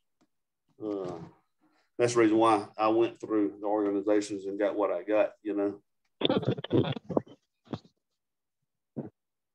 So we only had 2 people that said, or maybe 3 people that said anything in the chat. Said Hot Buttered Production said me starting. It was my understanding I needed a PPG 2 or vouched by an instructor. And Bill H said most of the guys I fly with have a rating of PPG 2 documented. Fair Ninja said I respect it, but I don't have any paperwork, so I probably wouldn't be able to go. Yeah. It's a lot of people like that. It's a lot of people who got ratings. I know a lot of schools that are giving the ratings out, but what are the ratings doing for them? What benefit do you have, of having it? It could go back to a contractor that does carpenter work. You got your licensed contractor, to the people that don't have it, but the ones that don't have it are just as good in some sense as the one. I mean, there's pros and cons. That one benefit though would be that, to get the rating, you had to do certain steps. You had a syllabus to follow, and that certain things were covered. And so if nothing else, I mean, you pretty much know what you're getting as far as the training, and that's a standard, supposedly standard across the board there. But I kind of got feelings about that too. Well, I mean, and just like Shaun said too, if we go to a fly-in, maybe they should have the USPPA out there, so it's like you do want to go there, maybe they can help you get your rating there, so you can fly, I mean, having the USPPA over there or at the fly-ins does sound like a pretty good idea, just so we can, say hi to them for one thing. And number two, it's like, you're right. What does the 1, 2, and 3 do for us unless you want to get your instructor in your tandem? Mm-hmm. Yeah, I totally agree about the presence thing, the actual booth setup. So keep in mind, you got a lot of administrators for the USPPA, a lot of them. When we were at Bad Apples, there's probably 5 to 6 of them there. So by that, I mean, most of these guys are going to these fly-ins. It should be as an administrator, just throwing it out there that they, it's like a charity almost, where they all, okay, 3 y'all are going to Bad Apples. Y'all set up a booth and, have a PPA, answer any questions, talk at the event, make sure y'all talk at the event. How we had seminars at Bad Apples, let some of those instructors representing the USPPA speak or something like that. But I mean, as far as the ratings go and whatnot, I know there's a lot of pilots out there that don't even have ratings, and they're phenomenal pilots, phenomenal. There's a lot in Georgia where I fly. A lot of these guys in Georgia don't have ratings. They could care less, because it's the way they look at it is, what is it doing for me? But where it can help them is when they go overseas. Like, for example, I just did a PPG 1 and 2 for a buddy of mine, which is a veteran pilot. He's probably been flying paragliders for over 15 years or more. He's a free flight pilot before he's a paramotor pilot. But he was going back to where he's from in another continent, and that USPPA rating is validated over there. So he needed that to be able to fly over there. So, I mean, there is good things about it that, can definitely help. But I totally agree with the whole presence thing. That's something that, I think they should really work very hard to do it, be at every fly-in. I like your idea. I mean, to become an administrator, you would, the word administrator, basically, it's like a representative, or representing the USPPA. Make it like, okay, a requirement that you represent the USPPA at a fly-in at least once a year or whatever. Mm-hmm. That's a great idea. Yeah, I mean, we know a lot of them. I know between all of us, you may not know they're administrators, but I mean, they are. Like Mixer, Eric DeFore, Chad Bastian. I mean, Noah. I mean, Shaun, who's all? There are a couple guys out at Texas. Is what is it? Austin PPG that comes there? Is it Brian West? Yeah, I don't know who's administrator. I don't know. There's some guy. No. What's his name? Fabrizio. Fabrizio's administrator, if I'm not mistaken. I'm not familiar. Yeah. So, I mean, there's so many that we don't even, you don't even realize that they're administrators, and they are. But yeah, I think that's something we should bring to their attention, that, let's start having a presence, and actually represent the organization. Because I know, like at Bad Apples, for example, there was a lot of brand new pilots there that did not fly, did not sign up, didn't put a wristband on because they were too scared to fly with all the people there, which I get it. But, that's when they could have talked and, went to, spent some time you know, with the USPPA and whatnot, and just learn something or something. You know, got anything. Sold PPG Bibles or something there. You know, talked about that. You know, but yeah. Yep. So we leaving in the morning. We'll be heading. We've been loading all day, heading over to Plain Crazy, and that's going to last till Sunday. And then from there, in a couple of weeks, Jerry, where we going in July? Oh yeah, we're going to the beach for a week. We got it. Yeah, we rented a condo July on 10th through the 17th. Yeah. Anybody's welcome to come. Y'all want to come down there and fly with us? Say that one more time. Where and what time? We're going to Pensacola, July 10th through the 17th. Oh yeah, it's gonna be a blast. Look, we just got ran out of there, and we ain't even made it there yet. Yeah. We got some crazy roommates. It's gonna be a good time. There's some Florida guys that's coming from like I guess you could say Orlando, Tampa area. This meeting is there. There's a couple Georgia people coming and whatnot. And yeah, I mean, I don't know if Shaun and Rachael's invited anybody from Louisiana, but yeah, Andrew Fuller might show up. He's talking about coming, taking a break from SIV to come fly with us that week. So yeah, it's gonna be a good time. Anybody's welcome to come. If you're gonna book a hotel or something, you better book now because it's booking and it's expensive. Ain't that right, Rachael?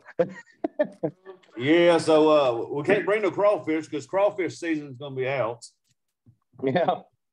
Actually, this weekend will probably be our last weekend of eating crawfish of this season. Well, you know something that doesn't go out of season? Huh? Boudin. That's right. That's year round. Yeah. So, somebody asked earlier about our recipe on crawfish. Well, I guess you need to tell us since we're on the air now, right? So first of all, let me ask you guys: have any of you that's on the panel ate crawfish? Yeah. Yeah, sure. Yeah. He said no. Will said no. Jim, you Yes. ate it? Yeah, definitely. Have y'all bought it yourself, or y'all went to a Chinese restaurant and ate it? Oh no, that's not even. I lived in Ugh. Houston for a year, and oh man, we had a lot of it. Yeah, we have family get-togethers and stuff. Matter of fact, we just had one this past weekend. You know, had a big crawfish boil. I think we had 7 sacks of crawfish we boiled. That's a lot of crawfish. I've never had crawfish. What does it taste like? It's a mud. We call it our Louisiana mud bug because they come out of the mud. They come out of the ground. I don't think they have that in Michigan. Huh? Yeah, they do. They're Lagosinos. So So when you don't have little dirt mounds when you go cut your grass? All over the place. All over the place. I'm going to teach my dog to dig them up. Now, when we have crawfish boil, though, we put potatoes and onions and sausage. You know, we put carrots, celery. You know, it ain't just crawfish. You know, garlic, mushrooms. You know, and then you got the Louisiana crawfish seasoning. You know, you got to dope it up with. But lemons, oranges. Yeah, we put oranges in it, lemons in it, just let it all soak up that seasoning, you know. Crawfish, you get that water to a boil, and once you get it to a boil, you know, you put the crawfish in there, you're going to let it boil for about 6 or 7 minutes, you know, and then you're going to kill the fire. And then after that, you're going to let it sit in that pot and just let it soak up all that seasoning for about 15, 20 minutes. So all that sausage and mushrooms and stuff like that, it is soaking up all that seasoning, you know, and the more seasoning you put in it, the spicier it gets, you know, but you talking about good. Yeah. So crawfish etouffee, all the crawfish that don't get eaten, we'd pull the tails off of it and you can bag them, freeze them. Oh, you really? know, yeah. And so if you ever hear a crawfish etouffee, you know, we use those tails right there to make a crawfish etouffee. So it's not going to waste. Right. That sounds good. Will's going to do a thumbnail. So let's all be ready. Y'all ready? Grandpa, are you Thumbnail ready? shot. Okay. Wow. 1, 2, 3. Got it. Yeah. All right. Thanks, Will. You're the best. Thank you, rock sir. it. Appreciate it. Do you believe that we've been yapping for an hour and 45 minutes? Do you love it or what? And it's been quiet. Great What's show. that? I said, and it's been quiet. It's like you're just listening to me jabber. Oh, it's awesome. I mean, your stories are just so funny. Yeah. I had to put I had to put me on mute because I was laughing out loud. I was serious LOLing over here. I loved it. And I even forgot to ask you, how long do we have you for? And here you are talking for almost 2 hours. I'm like, well, I guess we have you for at least 2 hours. But I know that you got to go to your fly-in tomorrow. So do you want to wrap everything up in the next 15 minutes or so, or do you want to just keep on talking for hours upon hours? I don't care. If somebody got questions, they can ask. Shaun. Somebody asked me. I've always enjoyed flying, so I'm in the process, and hopefully everything works out. And I ain't gonna count my chickens until they hatch, kind of thing, But I've been in the process of trying to buy me a Zenith. Zenith 650 is an airplane 2-seater. So that's in the making. An experimental? Yep, it's experimental. So you heard of an RV, like an RV9, RV6? They look very, very similar to one another. Well, it looks like the yellow plane that Matt Hodges had. Did you see the yellow plane inside? Yeah. That was an RV6. Yeah, okay. I got you. Yeah, that's so. I'm in the process of trying to buy one, but I tell you right now, going through this, it's not like buying a car. Right. Yeah. But I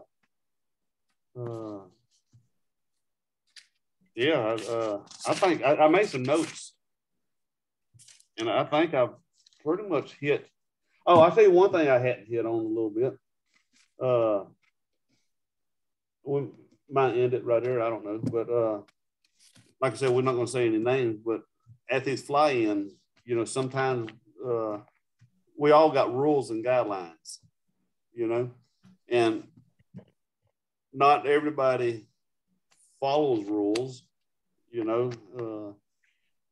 and so we just came back from a fly-in, and there was some miscommunication going on. I had a little incident or whatever. And I'm just trying to think, because I'm on both sides of the fence here. They had somebody got ran out, and I wish we talked about this at Endless Foot Drag, because the same freaking person causes the same dang problem that Endless Foot Drag. And he might be watching me. He's a good friend of mine. He's hard-headed, ambitious, wide open. He's good. He's a really good pilot. Most of the time we don't do much flying midday. That's when everybody's out and about, shooting the breeze, just chatting, going out for dinner or whatever. Well, you got some pilots are good. They love flying midday. It don't bother them to fly midday. And some of these pilots are good. They have they're fun to watch, And sometimes these pilots like to show off their skills, especially when people start pulling out the phones and he sees that people are interacting, they're enjoying what they're seeing. So that promotes them to show off their skills a little more, I wish these events, instead of just drawing a line saying, don't fly over to LZ, don't foot drag this, don't do that. For these kind of guys, that has some talent, like I said, the Endless Foot Drag last year, we talked about this, giving them a time period, to where they could foot drag. Like last year, I want to say his name so freaking bad, but he was he was foot dragging, and that's what we do. We in the foot drag, we foot drag, you know. But what we don't do is foot drag around the LZ because it could cause problems. People's launching, people's landing. Well, this individual, nobody else is flying, and he don't have a problem doing what he's doing because he's not hurting nobody because nobody else is flying. So he's breaking the rule by foot dragging the LZ or foot dragging places. And that's, he just broke a rule, you know, and some people get bent out of shape over that, you know.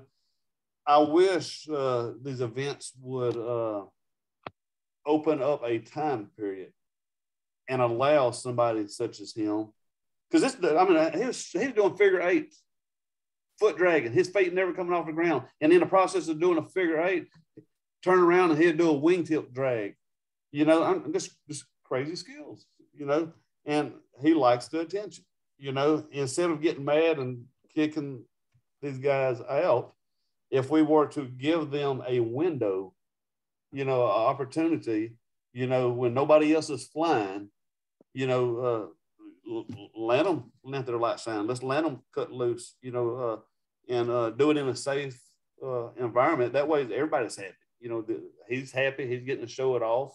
You know, everybody else is happy because they get to watch, you know, and it's not making anybody mad because he's breaking the rules, because we just broke the rules by, or so should I say, we just added on to the rules by giving them a time period, you know.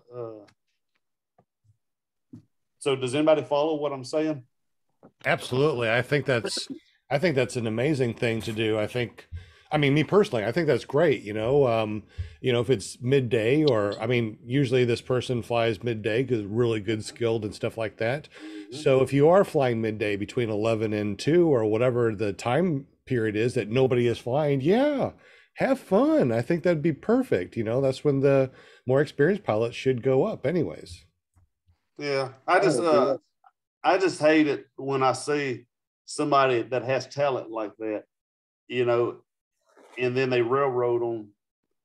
Look, I know this guy. Like I said, when he smiles, when you can be chewing him out and he'll sit there and just smile at you. And you're thinking the whole time that he's being sarcastic, you know, that, you know, he's just laughing you off. And if you know this person, it's funny to watch him because he really don't get mad. It's just a lot of people take him the wrong way. And it makes you that much more mad if you're chewing him out when he's sitting there just smiling at you. I'll give a free shirt to anybody that can guess the pilot. That's too easy, man. So but I was there, so you're excluded. Jerry, if you want to do that and not say anything and just give away a free shirt, we can just use the chat. That way, everybody that listens to the audio doesn't know what's going on, and it's just private through the super chat if you want to. This is the same person that I was invited to go to a beach to a fly-in, as a weekend fly-in, and when I got invited to go, this person was with me, and since I was asked to go, I asked them, "Do you mind if this person goes with me?" And he made a point to make sure to it that this person that comes with me does not get up and start doing barrel rolls at the beach and start showing off and doing sats, you know. And so we had a mutual agreement between the three of us that was not going to happen. And look, let me tell you something. As soon as we get to the beach and he unloads, he is cutting it loose. And this person that asked me, that asked this guy not to do this, he went straight up to him, just mad.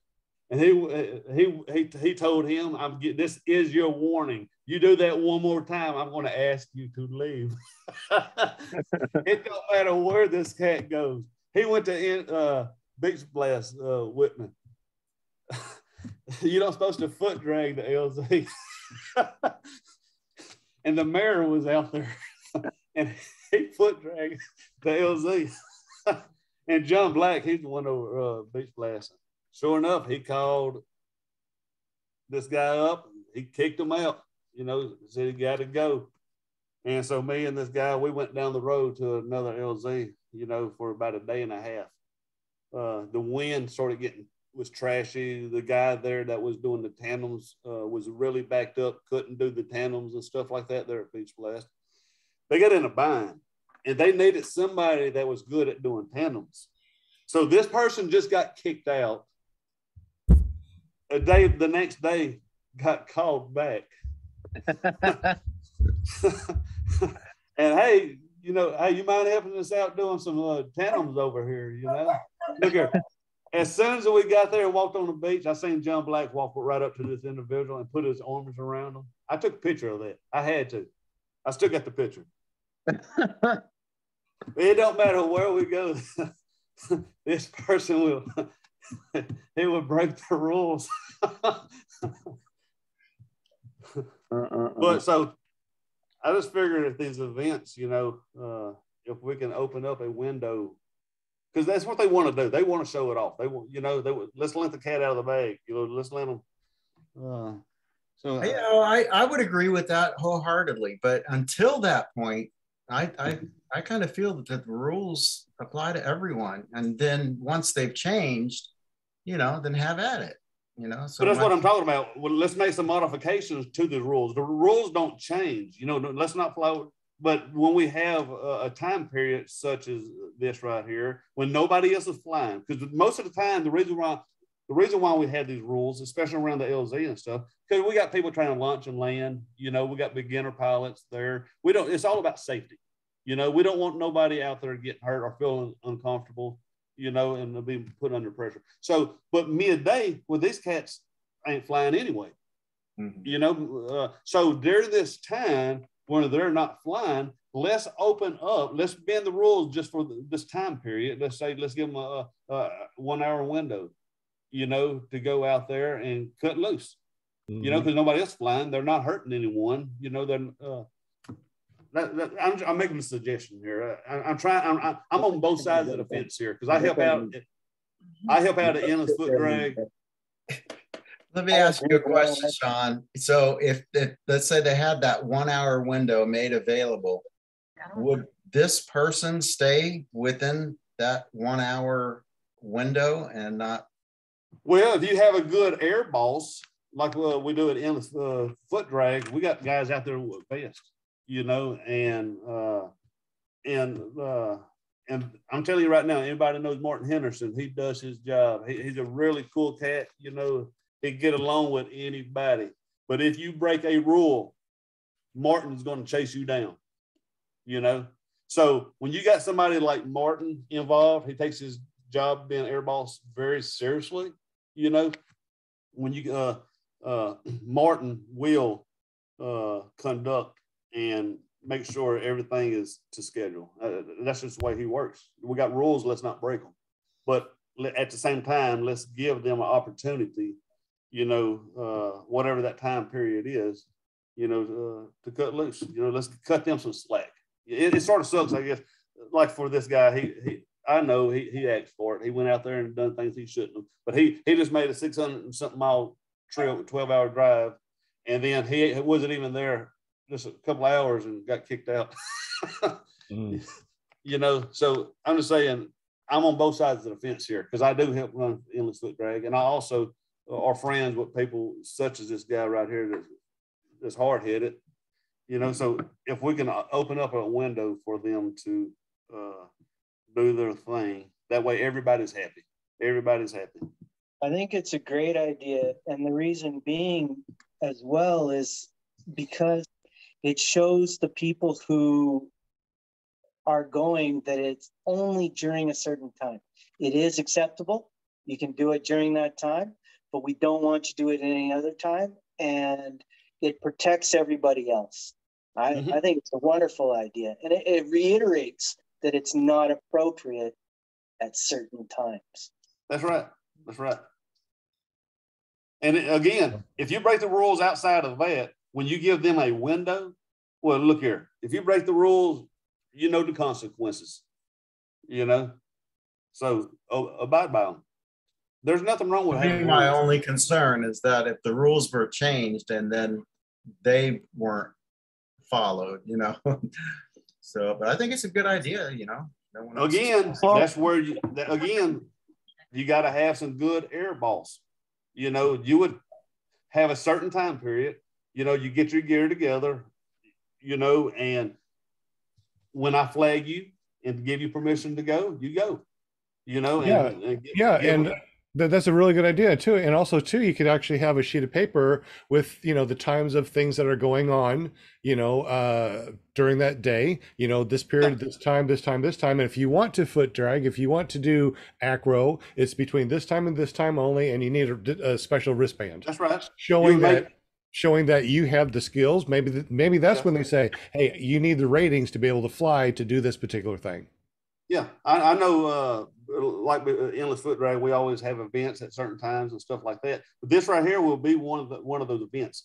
And the only way that you're going to be able to participate in the event, you know, is you need to let the air boss know. You need to. We're going to put you on schedule. You know, we're going to put your name there. If your name is not logged in the book for the show in between 1 and 2 or whatever the time frame is, you know, then you can't participate. We want to know who it is, and we want them to understand we got a certain time period. You know, it might be between 1 and 2, but look here, we're going to give this person 15 minutes, and we're going to give this person 15 minutes, or whatever the rules might be, you know. But again, set rules, you know, keep it safe. You know what, really what you're talking about there, looking at it from a different angle, it's not so much something for the pilots, although they'll benefit. It could be like what you're saying, an event, a special event for everyone else. So everyone watch and learn. Yeah, absolutely. I mean, they did something along that lines at the last Palm Bay. I mean, it wasn't a set time, but they had a set LZ, and like there was maybe 8 to 9 pilots over there, and it was like the 4, Matt Minyard, Andrew Fuller, Lauren Michaels. I mean, it was those guys. They had beach balls over there. They had a golf cart. I watched Andrew Fuller foot drag a moving golf cart with 1 foot riding all down the runway with it. It was awesome to see, but it was a set area that everybody knew not to fly over or fly near if they were up flying at that time. It's like they had like a little box that they were flying in and showing off in.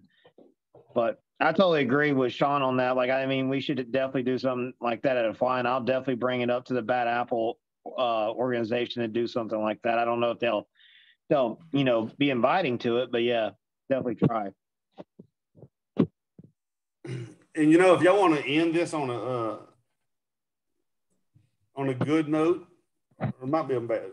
Ford is the best truck out there. You know, oh my goodness. And Matt's the best computer. Red Line is the best oil. Red Armor.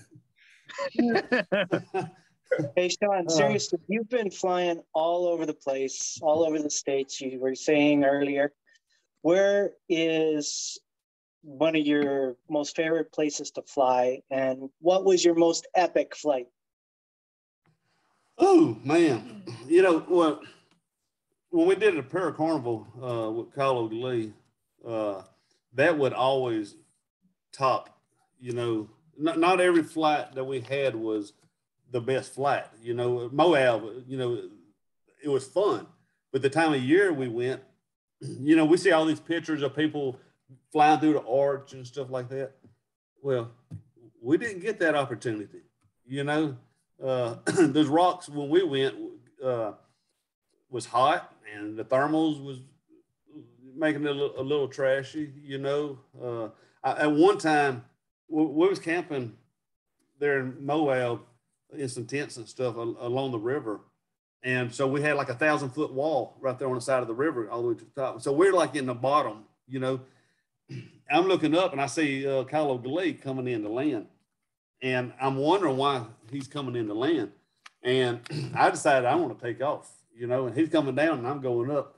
And once I got up, I realized why he was coming down. It was a storm coming our way. Yeah, it got ugly, and it got ugly quick. And I remember when I seen it and I decided to come down, that wind started picking up. And when you in between rocks down there by the cold water, that air got trashy, you know. So I would never forget Moab. But at that particular time we went, was it probably the best time, you know? We What flew time of year over. did you go? When was it? Whenever the eclipse took place. I don't remember what month that was. But it was during the time of the eclipse. Because we was actually in Casper, Wyoming when the eclipse took place. I don't know if that was a good time of year or not. Maybe it was just a bad day was there, a bad week was there. I don't know. But we was all over the place, you know. I remember Chris Montez, he hung out with us quite a bit. And we flew over the national park with the arches or whatever. And we failed to realize that you're supposed to maintain, I think, a 2,000 foot elevation over that national park. And me and Chris Montez, we was breaking all those rules. we was down in the park. And what was funny about it, I looked around. I'm like, "Where's Chris at?" Because he was nowhere else to be found. That rascal landed. He ran out of gas, but just so happened he was high enough that he was able to glide off of the park, the national park, and go down to, there's a road down there, and he was able to glide off and land on the road, and somebody came and picked him up. He ran out of gas. But imagine what we could have got into if he ran out of gas and landed there at that national park. You know, you're supposed to maintain 2,000 foot over, from my understanding. You know, so those are good memory flights. Where did we fly at? We met Chris Santa Crochet. You know, we went to the south side there in Utah and did some free flying. You know, look, I'm not a paraglider. I'm not. I don't have a paraglider harness. I didn't ask Chris for one. So, you know, these little, you know, our kiting harnesses. Oh, no, really? This was like Wow. Okay, Yeah. please continue this story. Yeah. So, Michael Holiday told me it was safe. Wow. Hey, the man, you know, for Michael Holiday, for his memorial, for his service, for his funeral, you know, the family, because I was so close to him, they asked me to say some words, to talk a little bit about Mike, to share some memories and stuff like that. And I'm trying to think the maddest time that I ever got mad at Mike. You got to understand, Mike was a really good guy. Everybody loves Michael Holiday, you know, just an all-around good guy. There was sides to him that might get on your nerves sometimes because he's so anal about some things, you know. But I was sitting there trying to think about the maddest I ever got at Michael. And so that day at on the south side, with free flying there with the kiting harness there in Utah, when you glide down to the bottom, there's two ways of getting up. And one of the two ways is if a friend is down there with a ride, you know, you go ride with your friend back up to the top, you know. The other option is if your friend is on top of the mountain and not picking you up and you got to climb the mountain, you know. And I remember Michael didn't pick me up. And from the ground looking up, I didn't think it looked so bad, but halfway up there, I was tired. I was burned out and I didn't know which way to go. I'm looking down and I'm seeing buddies picking up their buddies, you know, and they getting rides up to the top, you know, and they laughing, cutting up. And I'm sitting there trying to climb up to the top of that thing. And Michael's up there laughing at me. And I'm tired and I'm burned out. And I got frustrated, really. I really did. And that's probably the maddest I ever got with at Michael. Some good times, you know.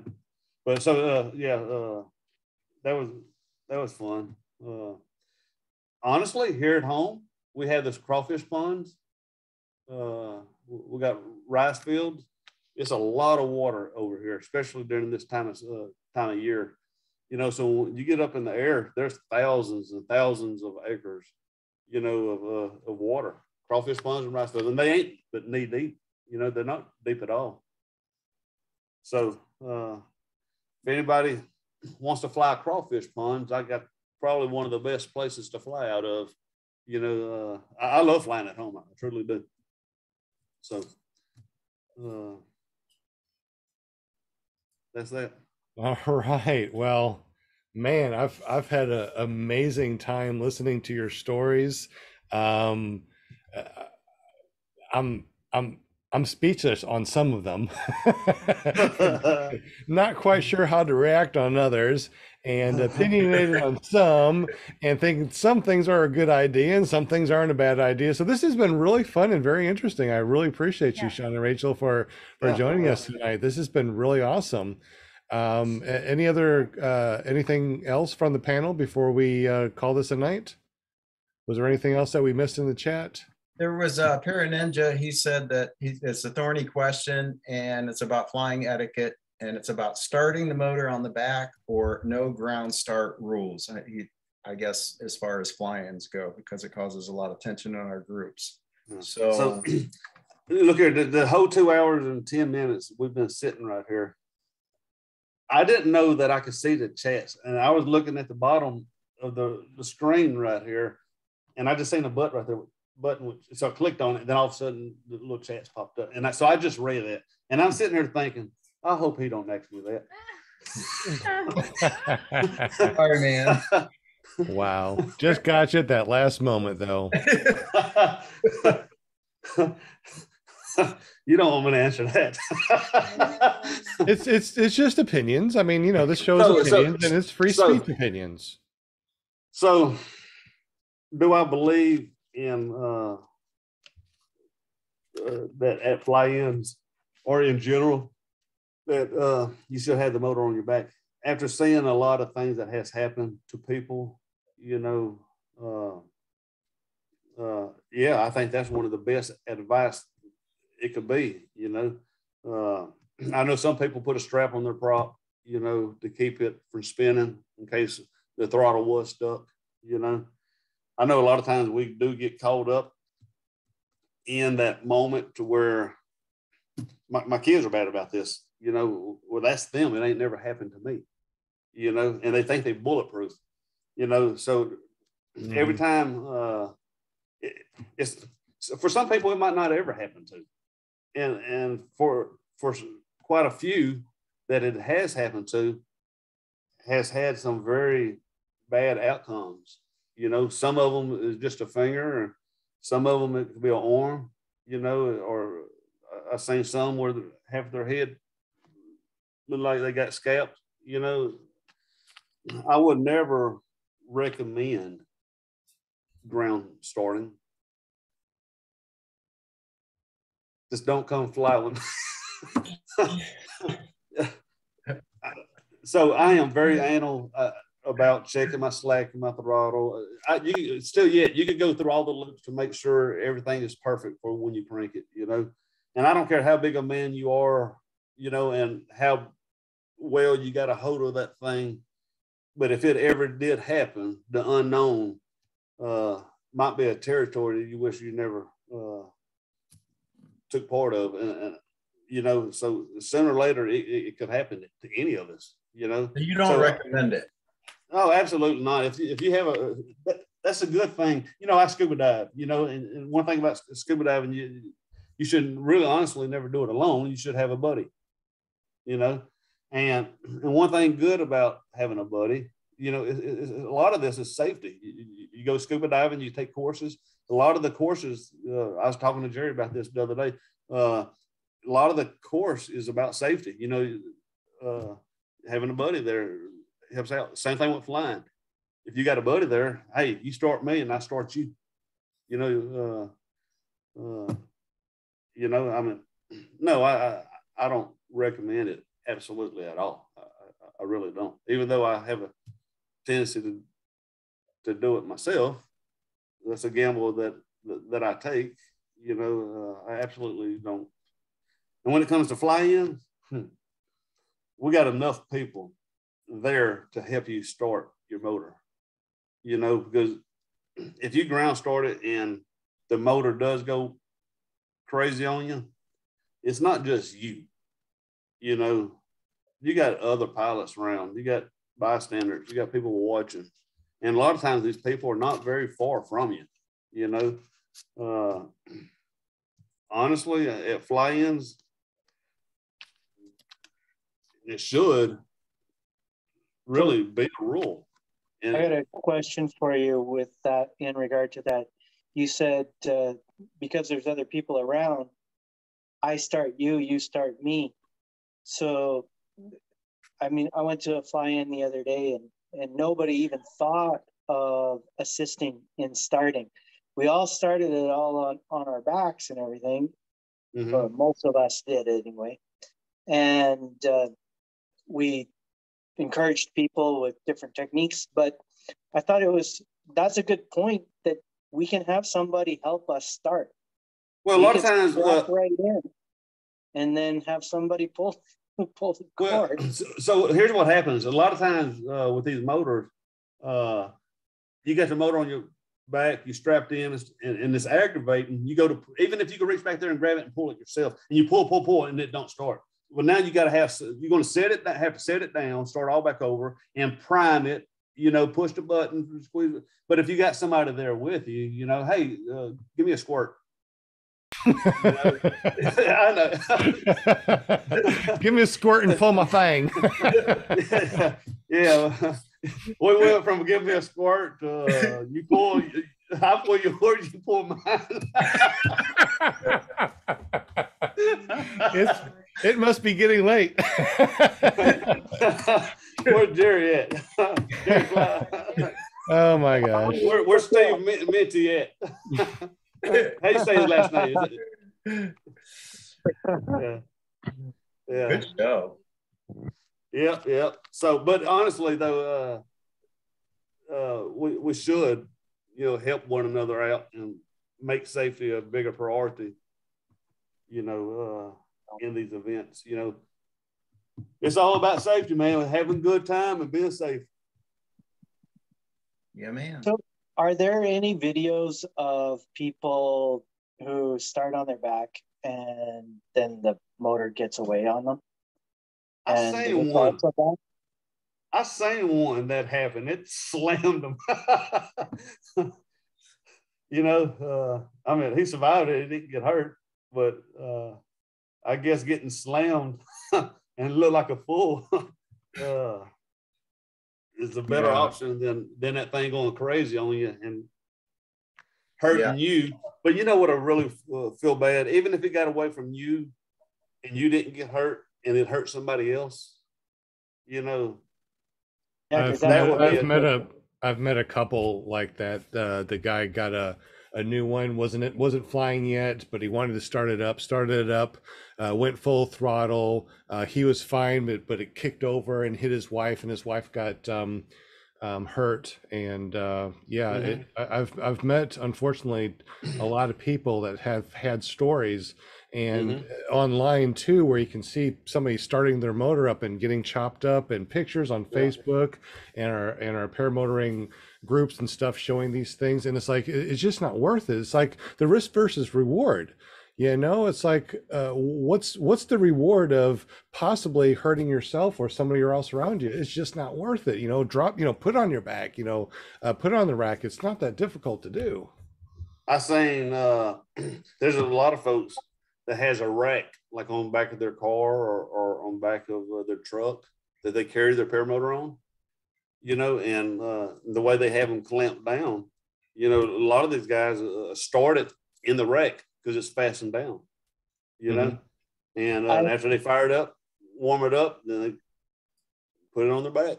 But I'm with you, Shaun. You know, when it comes to you are out there by yourself at your LZ and you do whatever, that's like paramotoring, you know, under FR 103. We this is a single seat because nobody cares if you hurt yourself doing something that you're doing. So if you're out there at your own LZ and you want to ground start it yourself, hey, you know, that's you, that you're the pilot in command. But you got to think about the safety also too. You know, if you pull that thing and it spins up and it comes over and it, number one, hurts somebody else or tears up somebody else's wing, you know, now you're liable for that, and it's not worth it. It's not worth it doing around anyone else. That's my thought. Yeah, absolutely. Yeah. I built a platform which has worked really, really well for starting my paramotor.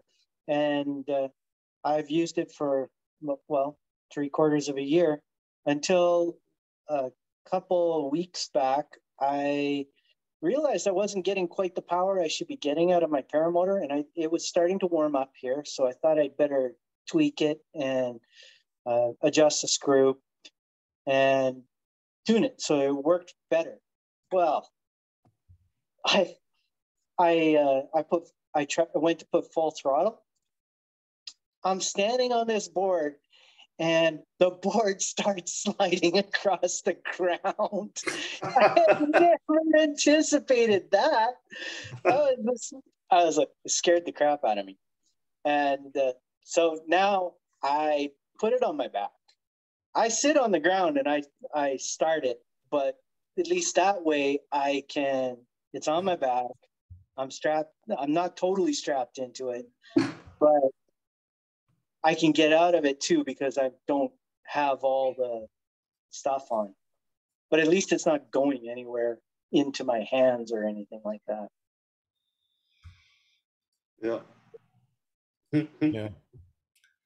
But I've seen a lot of those boards.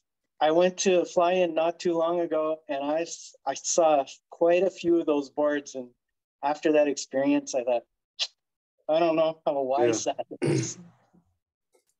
Yeah. Yep. Well, we can continue on. You know, if y'all want to. Been almost 2.5 hours. There's some subjects we didn't get into that I had on note. You know. I think we need to have you on again. I think we need to book you again and have a part 2 with you. All right.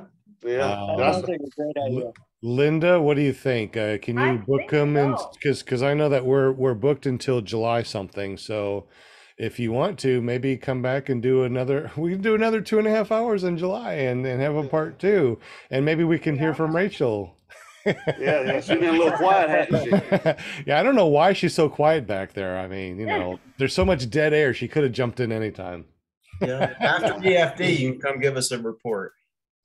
Yeah, for sure. That'll be here before you know it. You know, it actually starts on my birthday, September the 19th. Happy early birthday. So how old do I look? If y'all had to guess. I'd say, hold on a second. Let me put you on here as a spotlight while everyone is talking. We can look at you and still talk. So 42. Hey, look here. Before you guess, you got to look at my wife. You got to take her age into consideration. Oh, 16. There we go. So the wives are always 29 forever, and guys are usually fine being in their 50s. I know I'm almost 53, and you look like you're younger than me. That's my guess. You're younger than me. You didn't guess. You look younger than 53. Next. Jim, what do you think? Oh, I've got no idea. I can never tell age. All right, Will, what do you think? I was in church the other day. I don't know what brought this on, and they had 2 different guys. I guess somehow always talk about age or something like that. When I told them my age, they did not believe me, and it made me feel good. So I'm just. Well, it looks like they're we got the chat starting to say something. Bill H said you look 32. Aaron I thinks you look 48. What? Bill H. Bill H. is a good guy, ain't he? So September, when the endless foot drag starts, I will be 45. 40 what? 45. Yeah, that's what I was gonna I say. was close. I said 42. Well, thank God. So thank God we didn't say 63 or something. The guys at church the other day, they both thought I was in my 30s, you know.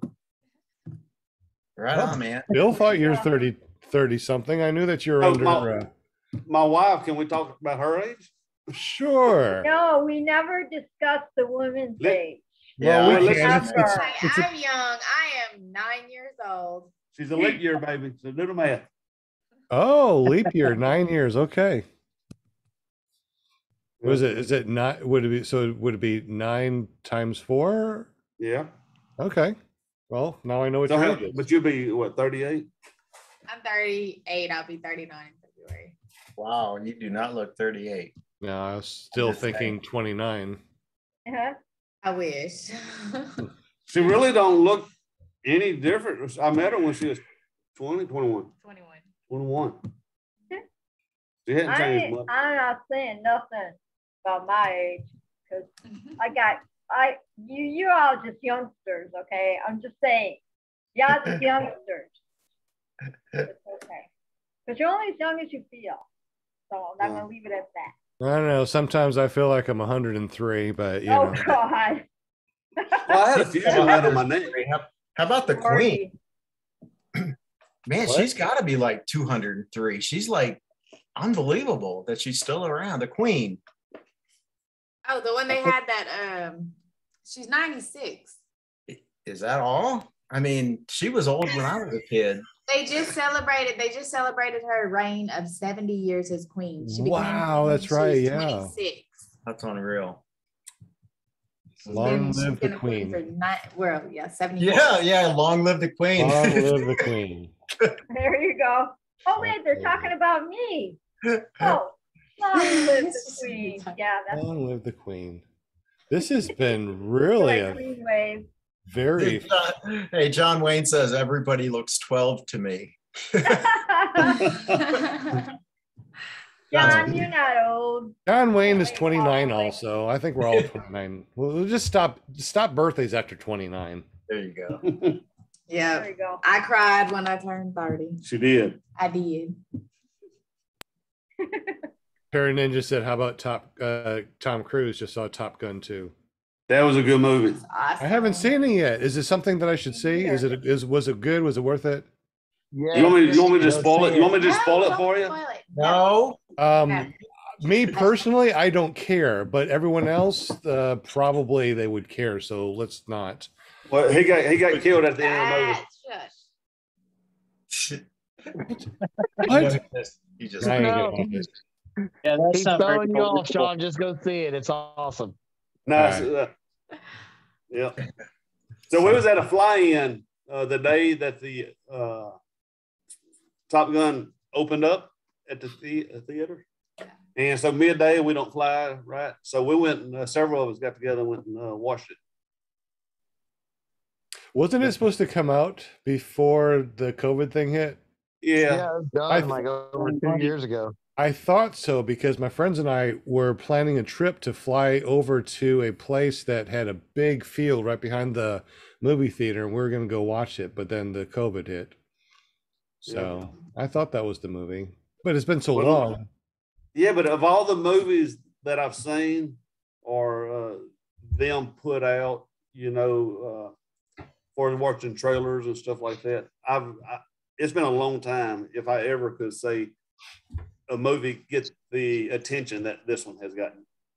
This one has got so much attention on Facebook or wherever. Everybody that I've seen that has watched it, I haven't heard any complaints, Just a lot of bragging about the movie. And they didn't take away anything from the original. They just added to it like 30 years later, That's cool. And then the technology, had just gotten better, at the filming, their skills, or the crew, the technology, So yeah, very good movie. I would watch it again. I would watch it again. A must see for anyone. Yep. What'd she say? A must see for anyone. I will watch it. When You're gonna wait for it to come out on Netflix, huh? it comes out on Netflix. Exactly. I will watch it though. When it's a free download 10 years from now. No. No, that sounds like a good movie. I do want to watch it, yes. And I don't know, maybe I will go to the movie theater. I don't know. Yeah. Typically when I go to the movies, I fall asleep. Do you really? I'm so active. I'm ADD, you know. Yeah. I'm a very busy I body. can relate to that. I don't hardly ever sit down and watch TV. You know, if I do, I push myself so much when I'm outside that if I do sit down, I want to shut down. Right. And maybe not for long. You know, I might take a little 10-minute power nap, then I'm wide open. But I wouldn't sleep if I didn't have to. I know. I don't like sleeping. It's a waste of time. It is, isn't it? Body needs Darn sleep. What's that all about? Well, we gotta have it. Jets, I gotta get off here. I gotta get up, go to the gym in the morning.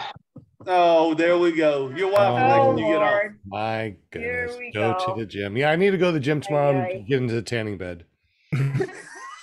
We There's want a massage to table there too at the work. gym, so I'll go to the gym, go to the massage bed, go to the tanning bed, and that's my day. Look at that. Yeah, look at that. Snack bar. They didn't read my comment. Good to see you too, bro. Was it Dave Ruff said something? Or, What did Dave Ruff say? uh, I can't see. I don't know. My eyes are awful. He said that you and Rachel are stand-up people. Oh, Yes. well, Thank it is- appreciate it. it is Yep, true. thank you so much for being on. Well, I can the honestly podcast. say I don't appreciate think that.